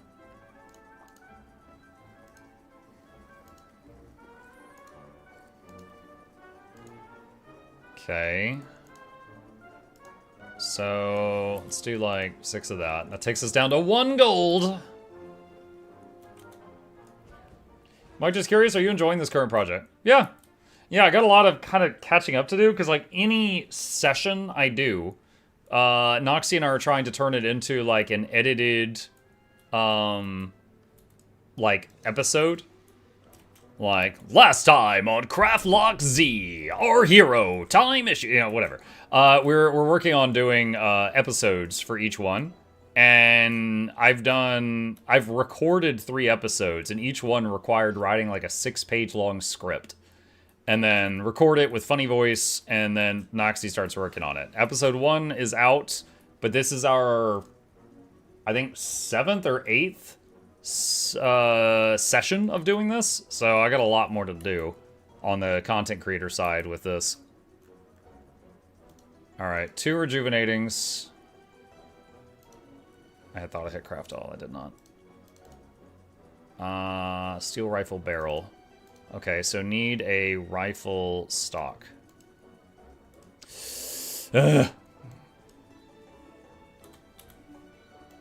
Alright, we're down to 57 silver.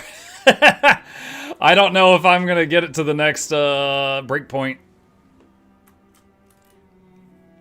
Your first episode is where I heard you start to channel Walter Cronkite. Dude, trying to do a funny voice for 6 pages of script, I have found that I start slipping. So you sometimes hear me go from, like, funny voice back to normal and then funny voice again, because, like, I kind of just fall out of it. I'm like, oh yeah, I need to, you know, Sunday, Monster Jam. You know, I need to get back into it.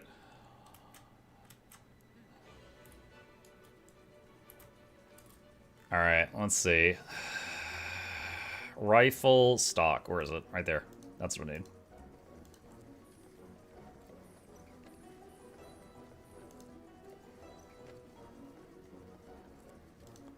Alright.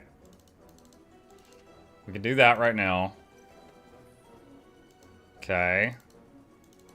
Can do that. Okay, and I've got another rejuvenating inscription.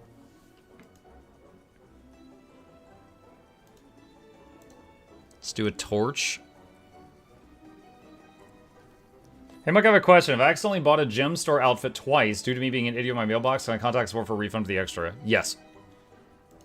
Be polite, and they're usually very polite, and they'll usually fix you up. 197.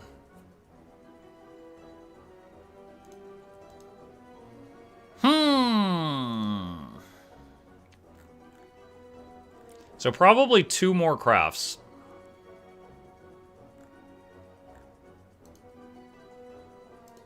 Problem is these things. That would be 6 more of these. That would take me down, yeah.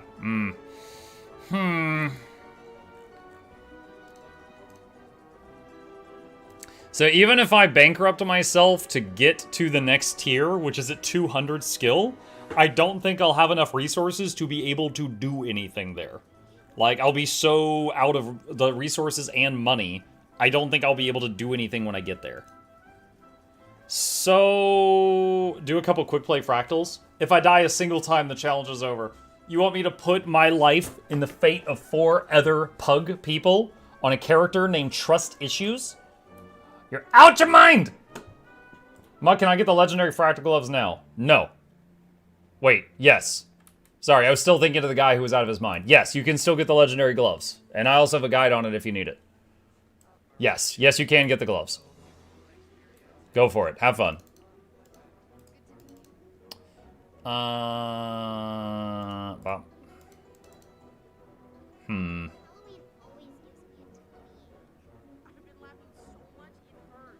You know what, if I equip this? Yeah, I was gonna say, I'll learn skills, because I've never equipped a torch before on this character.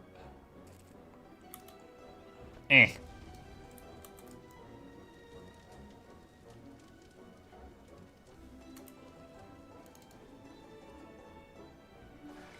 I don't know. I'm not sure if it's worth hanging on to that.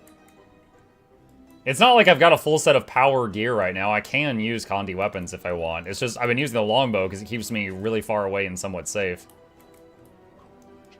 People would kill trust issues on purpose? Yeah. Yeah, they would. Alright, let's look at wardrobe for a second. How much transmutation charges do I have? I got 12. I feel like that hat at the very least has to go.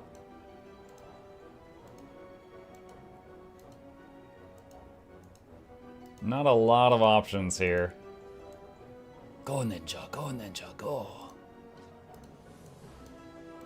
Hey, Iceman, is the green machine gonna rock the town without being seen?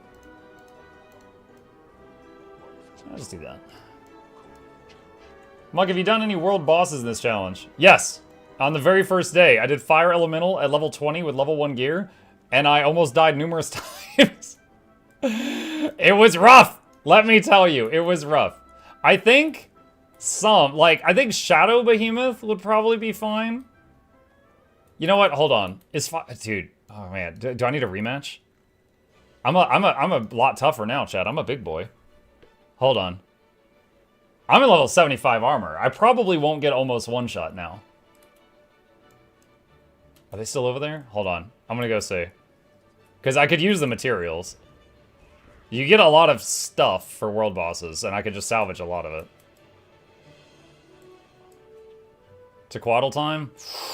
Tequaddle might be dangerous. I think like Shadow Behemoth would be easy. As long as you have eyes and you can see the pools of pain he puts on the ground and you move out of them, I think Shadow Behemoth would be simple.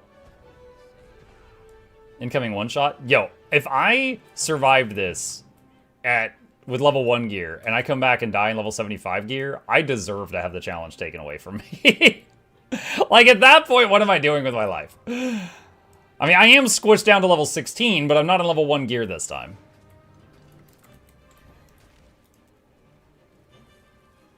Shadow Behemoth can kill you if you don't dodge out of the reds. Did I not just say, if you have eyes and look at the pools on the ground and get out of them, then you're fine? I'm pretty sure I just said that. I remember me saying that. Alright. Shut up. Alright, I'm ready. I'm ready. Trust Issues is back. He's back for a rematch. He didn't like that he left this area with 3rd degree burns last time. He's back and he's all oiled up with suntan lotion. He's ready.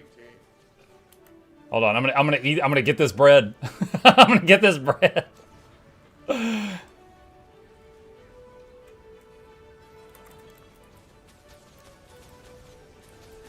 my god, look at the bear damage. Boom! Boom! Get barbarian, idiot. Ah, well, okay. Hey, yo, we're moving up in the world. Did you see that? That was not 60% of my health this time. Ow. Okay, I needed to use the stun break faster. Alright, I've got one more stun break. Dodge that. Alright. I'm putting in maximum effort here.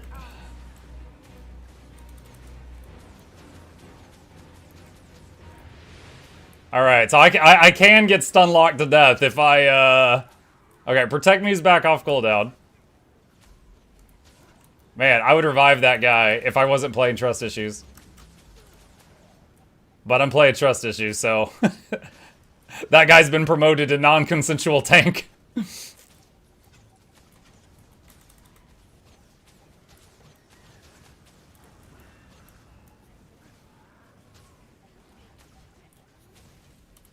Oh, whoa! It said miss!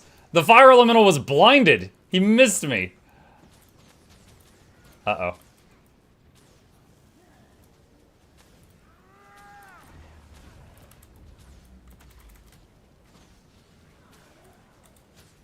$39%. Getting there.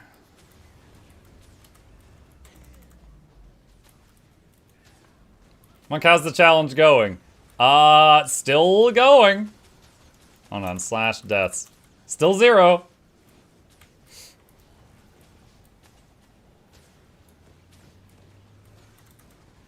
Claw Island even went okay, but I think it's going to be the return to Claw Island that's the scarier one.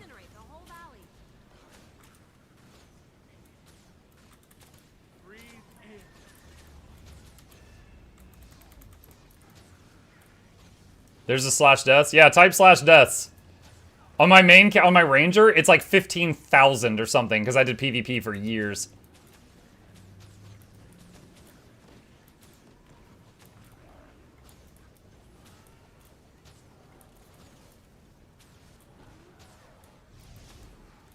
All right, so I'm gonna go through this stuff slowly here. So first we gotta go over to the box because we don't have auto loot. Lol. All right, 200 karma. We got 2 greens, 2 blues. Okay, coral orb. We got yellow shoulders. 4 boxes of lab equipment. Not look at all that. We got some mats. We got more stuff we can salvage. This is all good. And we leveled up, and got some runes. You can craft runes, right? If you can craft runes, then I can't use these.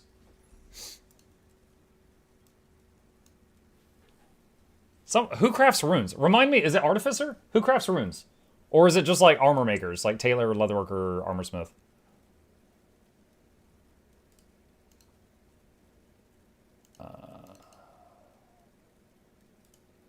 That's fine, just do that.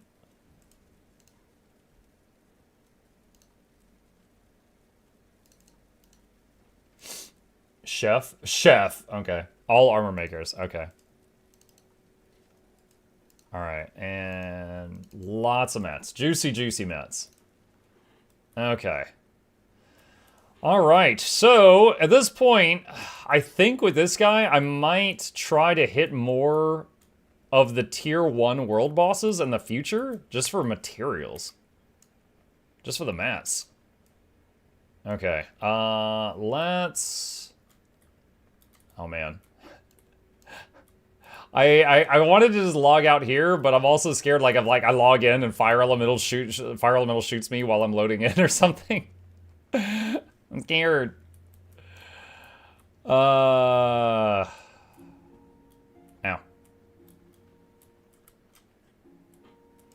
Let's go out here. Let's run over to the waypoint. I don't want to teleport back to Lion's Arch because I have 60 silver. The actual transportation fee hurts right now.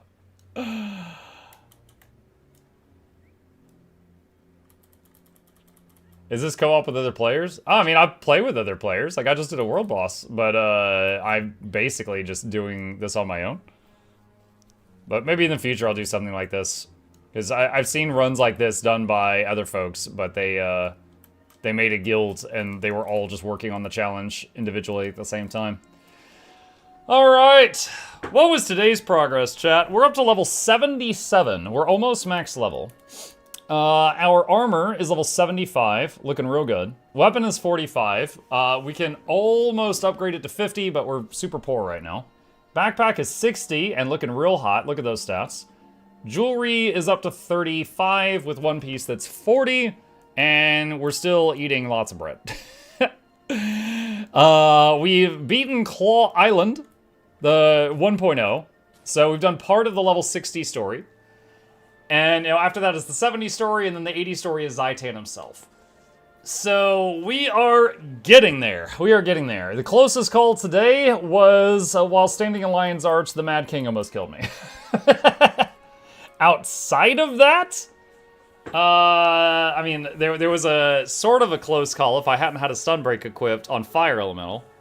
I'm not sure if there was another close call. Maybe at Claw Island there was one. I can't even immediately say. All right, chat, with that, I would say this was a successful day. Much progress made. We are going to save it here, and we will pick it back up from this spot next time that we are in Craftlocked. That's the end of the episode. All right, chat, thanks for hanging out with me today. I am out of time for my morning stream. I hope y'all had fun. A few plugs on the way out. If you're new, My name is Muck. I stream every evening and every weekday morning. I'll be back tonight. Gonna be taking a break from Guild Wars 2 tonight because I've been playing it non-stop for the last week. I'm gonna be doing the new episode of Dispatch, which I'm really looking forward to, and that's not gonna take the whole evening, so I'll find something else to work on after that. As always, please follow if you're here on Twitch. Please subscribe if you're here on YouTube. Here's links to both my YouTube channels if you're not already subbed to those for all the videos I make. And a special thank you to our patrons. They keep this channel alive. I could not do this without their help, and there's a link to that in the chat if you'd like to be a supporter. Shilling is complete. Thank you for listening. Let me find someone to raid and support over on the Twitch side of things. Let's see. Yo. Wow, there is a lot of, dude, look at this. Arrow Lee, Showbeck, Annie Fuchsia. There's a lot of people with a lot of viewers in here right now. You know what? Arrow raided me yesterday, and I butchered his name, and I called him Arrow Wee. So I'm gonna raid him back, and I'm gonna say, love you, Arrow Wee. And you guys are welcome to join me, or not.